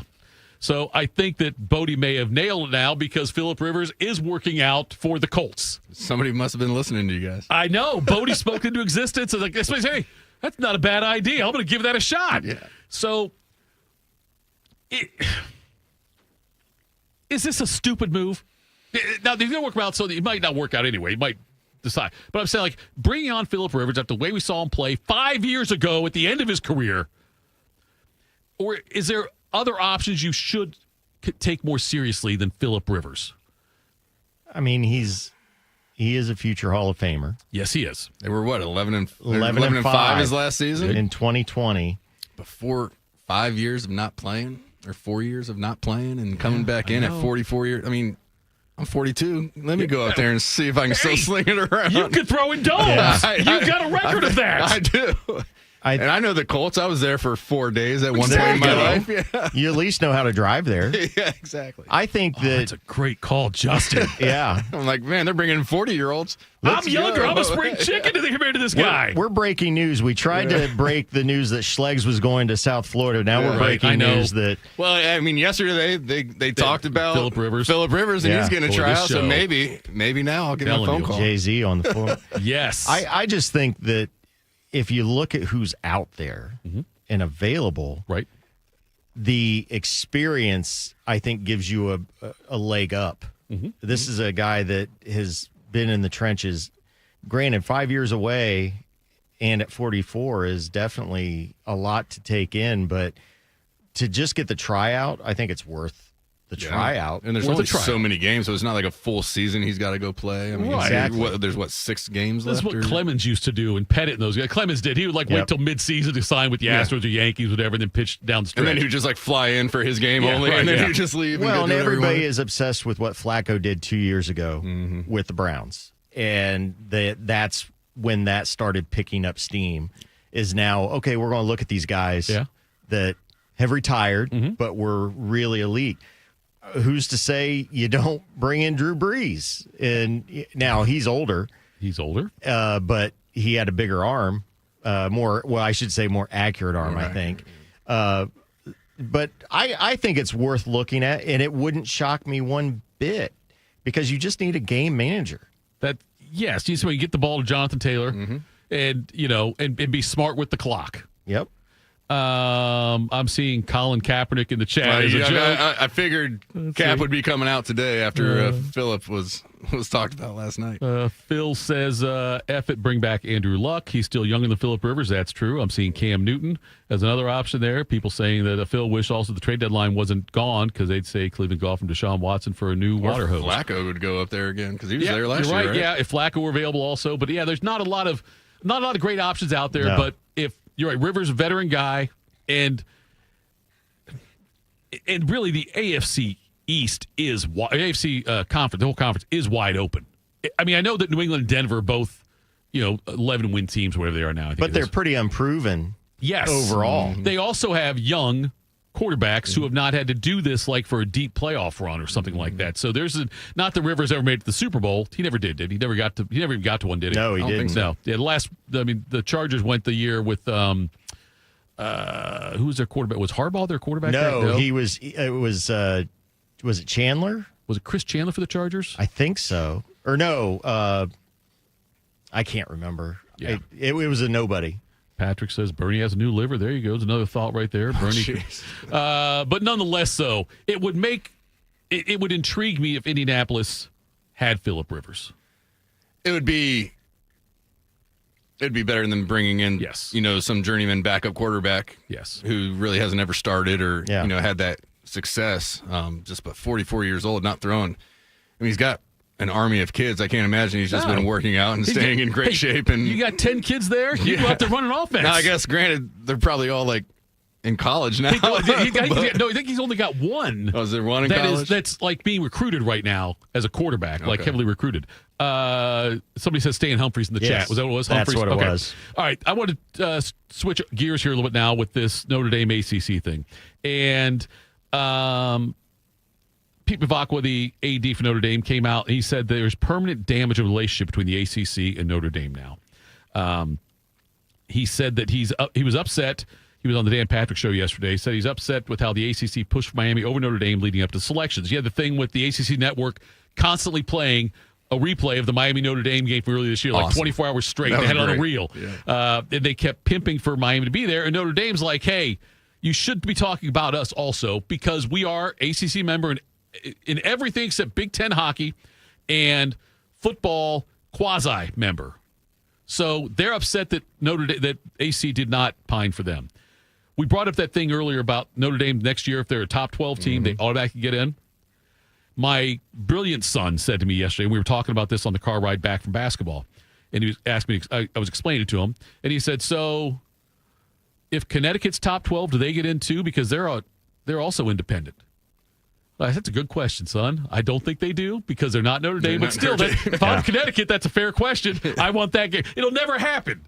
It'll never be top 12 Connecticut. But I would still fight for that, though, and say, you know what? This is unfair. I would sue somebody because that's the kind of person I am. But anyway, Notre Dame now, they're threatening to leave the ACC altogether.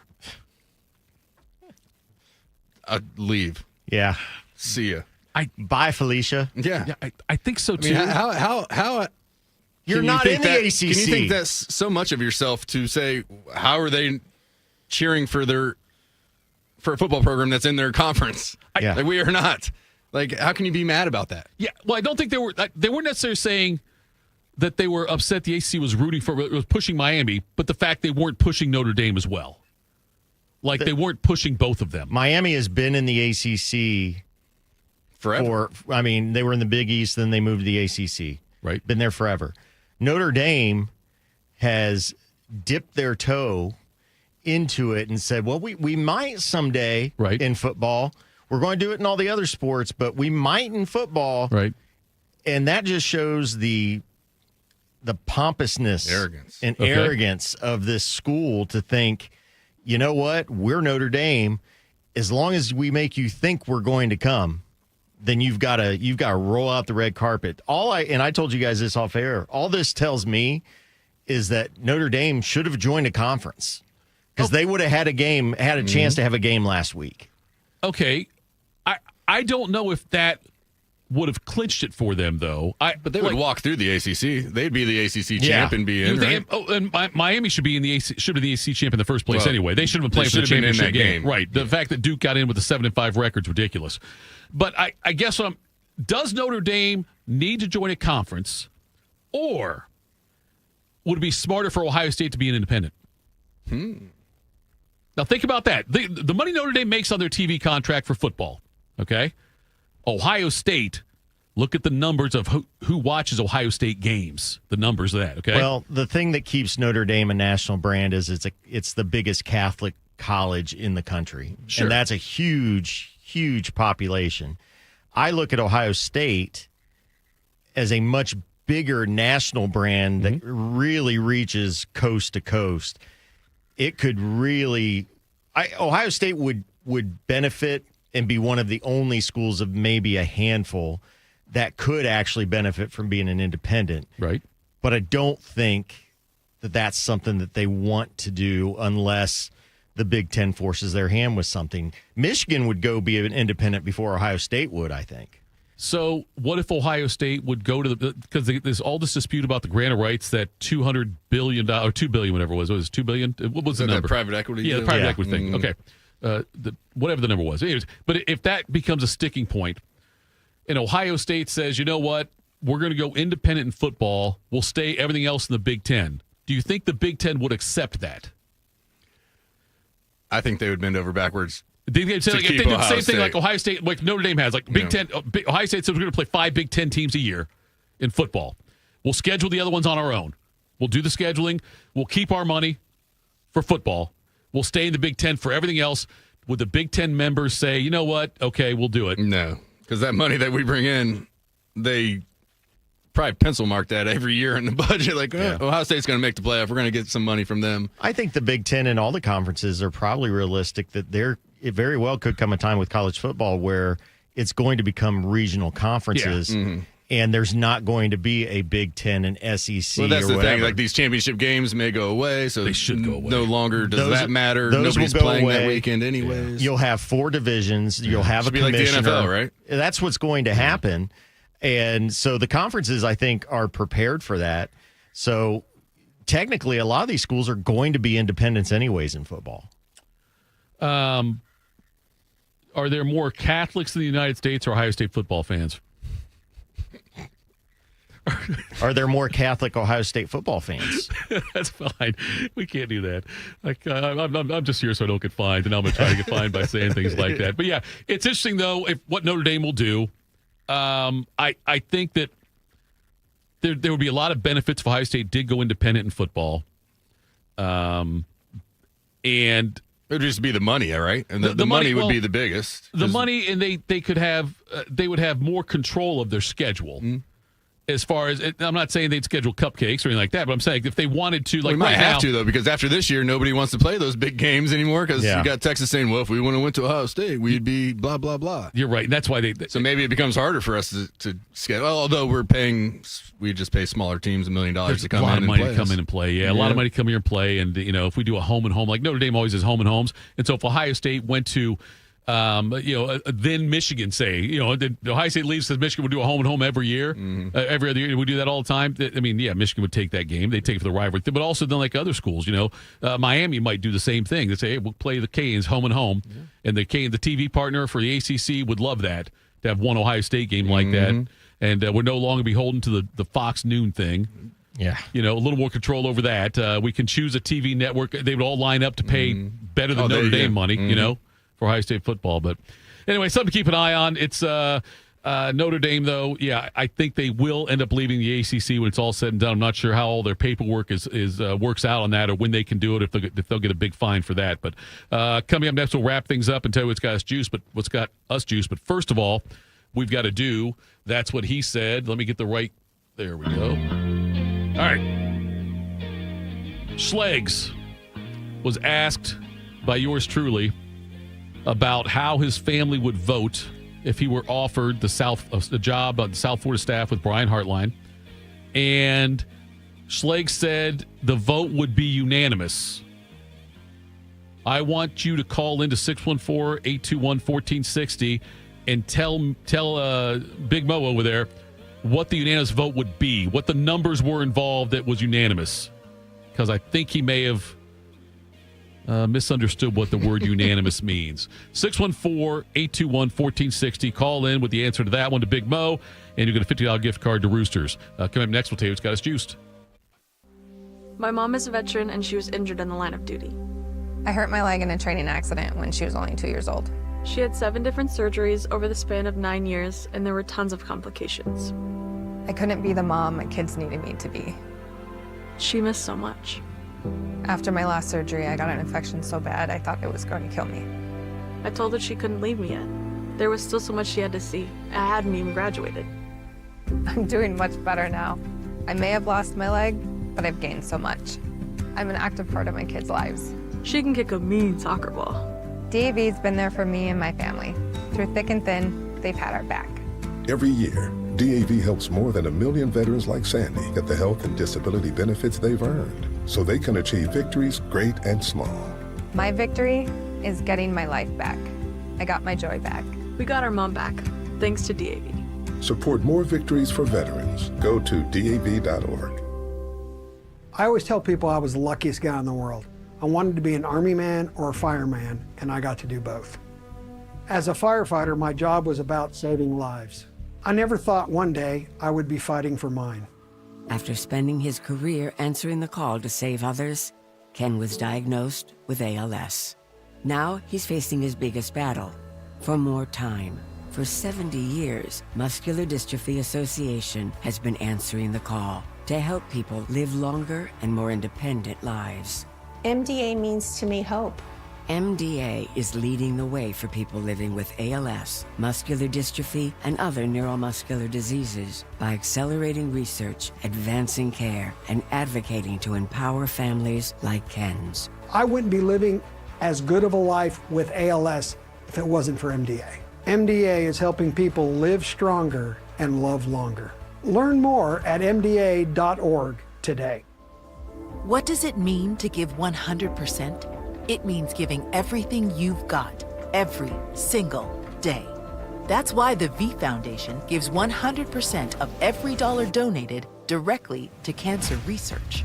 So no matter what you give, we give 100% for life-saving research victories, 100% to making new discoveries that lead to innovative treatments, 100% to groundbreaking cancer research that could one day save someone you love. We know cancer research is working. Over the last 30 years, an estimated 4.5 million lives have been saved thanks to game-changing research breakthroughs. But there is more work to do. That's why the V Foundation gives 100% of every dollar donated directly to cancer research. We will always give 100% to accelerate victory over cancer. Don't give up. Don't ever give up. Donate today at v.org. Attack and dominate, YouTubers. You're locked into the Morning Juice. All right, final segment of the program. Phil gets to enjoy a $50 gift card to Roosters, which we'll get to him probably around 4th of July weekend. But if you go into Roosters today, mozzarella sticks, crispy breaded outside with a gooey, cheesy inside, served with warm homemade marinara sauce. $3 appetizer Tuesday. Yes. Let's go. By the way, the correct answer was 3-1 was the vote. Unanimous vote. Unanimous. Would be SCHLEGS household 3-1. Unanimous. He was not a math major. He was not a math. Is that more math or vocabulary? Well, it's a little bit of both. Just the excited vocab gets going. By the way, I find out here from Zoo Reviews, there's roughly 62 million Catholics in the USA. Notre Dame fans are 8 million, according to Google. Those are the stats. Does it say how many Ohio State alumni? fans? No, Zoo look that up. Yeah, but Ohio State, I don't know. But that could be a poll question for later on. Maybe we can work on that one. But as of right now, let's do this. What's got you juiced? Sponsored by Billiards Plus. Find your next grill and everything you need for the master griller. Billiards Plus on Dublin Center Drive in Dublin. My source is telling me it's a Tuesday, and as Justice Zwick just pointed out, the appetizer Tuesday. That tells me we go with SCHLEGS first. I did want a black cowboy hat. Because when I'm at the farm, Stetson? I wear a cowboy hat around. I don't care, man. I ain't Gucci. I don't need no Gucci cowboy hat. I just want a black wool one because I got my straw one. I just want a black one that I'm going to beat the crap out of and work, when I'm out there. That's all. I need the 4 1/4 inch crown. I don't like those big crowns. I like it to sit nice and tight to the skull. Either of you own a cowboy hat? I almost bought a Stetson out in Vail last year. Yeah? I was feeling myself, had the handlebar mustache going, put this thing on. That's outstanding. And I loved it. Yeah. And my buddy's like, all right, well, let's just go to dinner, because the wife wasn't there. Right, and yeah. those things aren't cheap. No, they're not cheap, no. But it fit, it felt and looked awesome. Yeah. I said, if it's here when I get done with dinner. There you go. It's a sign. And we went back, it wasn't there. Look out. I put one on one time and realized that my head is not meant for a cowboy hat. Yeah. I just have a huge melon, and it looked horrendous.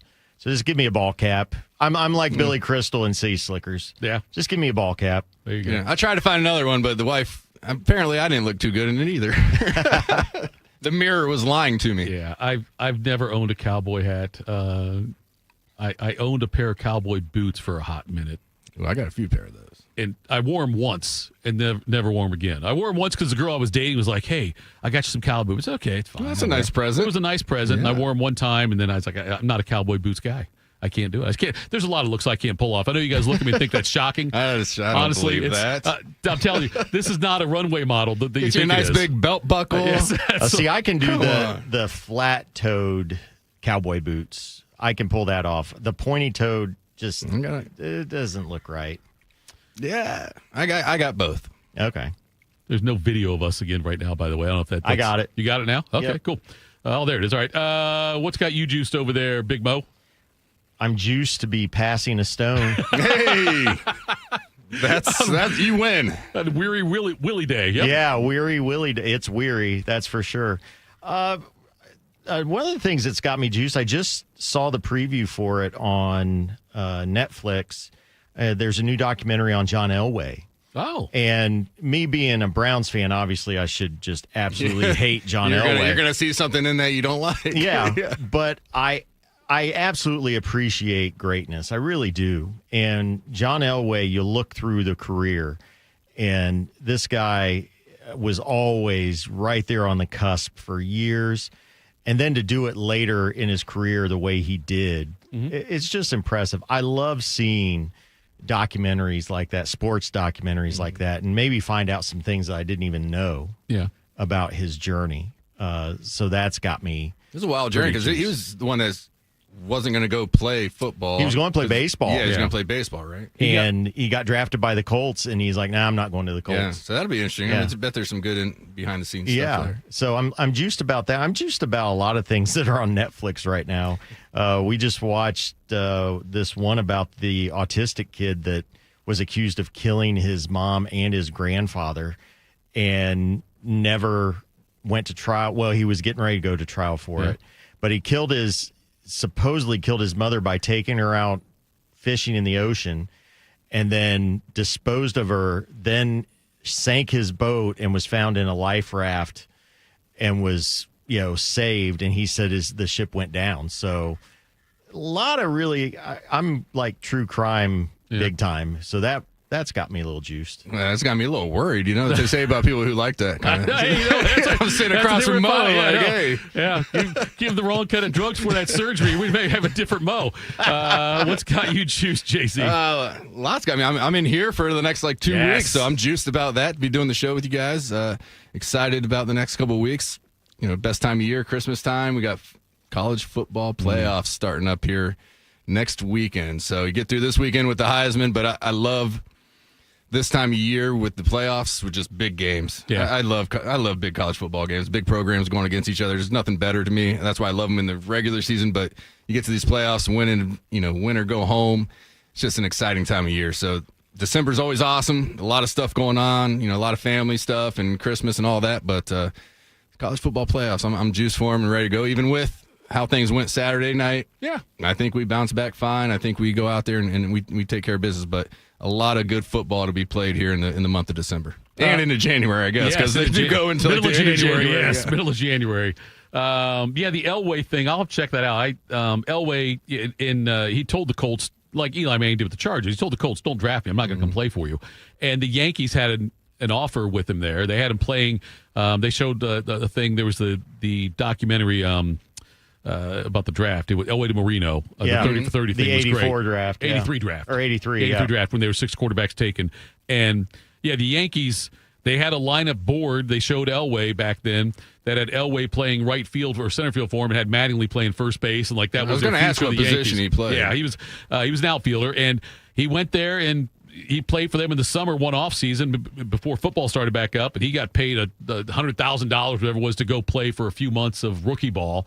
As soon as he announced it, as soon as the Colts announced it was a pick, he held a press conference that day and said, "I'm choosing baseball. I'm going to go play for the Yankees instead of playing there." And then the Colts ended up having to trade him.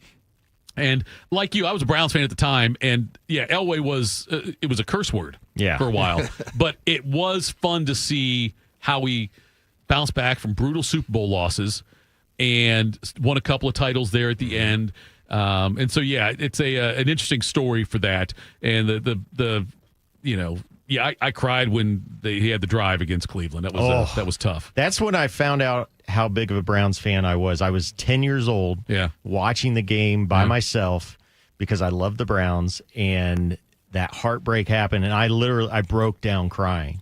And that was the moment. I can pinpoint it. That was the moment I'm like, I'm cursed for the rest of my life because this team does this to me. Yeah.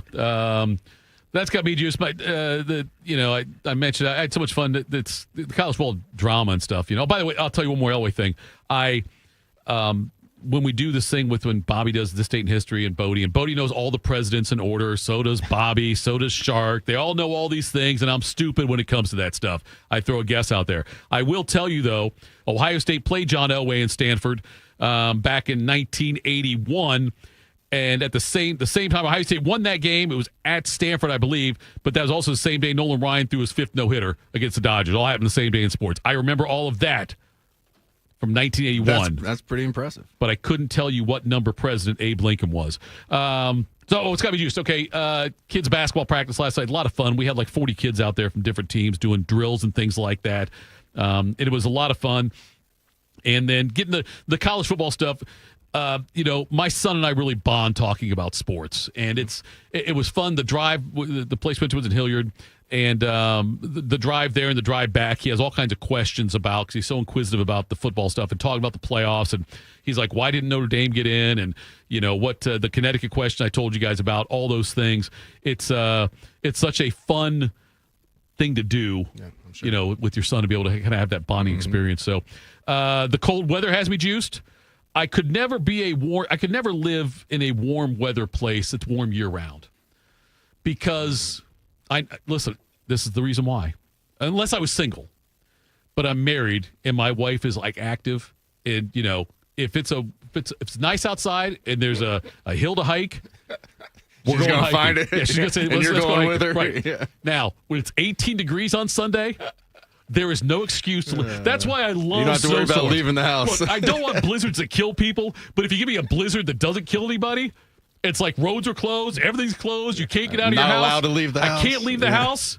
That's heaven for me because I get a couple of days then where, honey, Listen, I would love to go hiking again today. I really would. Look at the snow. Look at it. We can't do it. They're telling us we're not allowed on the roads. It's too bad out there. And then she comes home with snowshoes. Yeah. We're going cross-country skiing, honey. Let's go. It is a...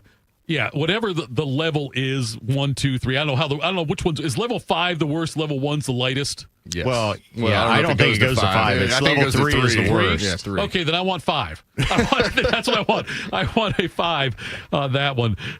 Just so that way it's like, hey, listen. I love the ones where it comes out and says, if you're found out on the streets driving, going to jail. You could be arrested.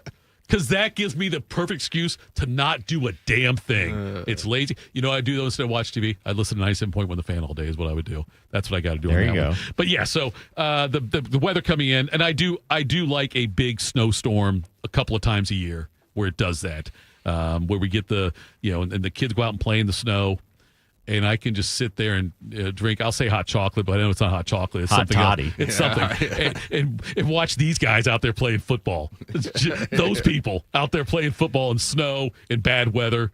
That's like the ideal thing for me is watching those guys suffer while I'm under a blanket. Warmth of your couch. Yes, I'm under a blanket. Maybe I have our cat like just kind of sitting on my lap and just purring away. Dr. Evil. Yes, that's what I would do. That's how I would do it. So now you've made me think of the other thing that I'm juiced about that I haven't thought about is I'm less than 50 days away from going to Jamaica for a week. Ooh. Oh, really? Yeah, an all-inclusive trip, which I'm going to test the limits of how much alcohol you can drink. Yeah, right. In a day. That's what those places are for, right? Yeah. Hey, sir, we know we said it's all-inclusive, but there's a limit there on that one. Yeah, if you're walking up to the bar at the end of that trip and they're not just putting a drink out for you, you didn't do it right. I want them by the second day to go, Big Mo, Oh, Mo's here's your here. drink. Right. I know what you want. Here's your strawberry daiquiri. Right. Now you got to go Miami Vice when you're down there. That's the best. Yeah, I would say, are you going to be the one who like orders one, and when they bring it to you, you order the other one right there on the spot? Well, there's a good chance. Yeah, there's a very good chance. We're supposed to maybe tour a rum farm. Oh, I didn't know rum farms exist. Yes, where they brew, grow whatever rum is made out of, and then brew it. Rumdables. Yeah, and you get a tasting. Yeah. The old rum trees. Yes, please. Right. Yeah, it's the rum trees. I'm just telling you right now. Maybe it's true. It sounds like a scam. You're going to get kidnapped. So I'm just saying, if they say the rum farm, they're going to take you out to the middle of nowhere, and we'll never see Big Mo again. Well, as long as it's all inclusive, I'll go ahead. As long as I'm not paying for it, take me wherever you want. I can't wait to hear if there's an actual rum farm or not. That'll be fun. Thank you, Jay-Z. Yeah. You know what? You're going to love being married to me for a couple weeks after that. Like my wife, though, you'll be ready to get out. Big Mo, I hope I know you're talking about going south to Jamaica. I hope everything for you personally south works out well for you the rest of the week. I'll have an update for you on Friday. I cannot wait. I'll see you before then on Facebook. Thanks, folks, tuning in. We'll talk to you tomorrow morning.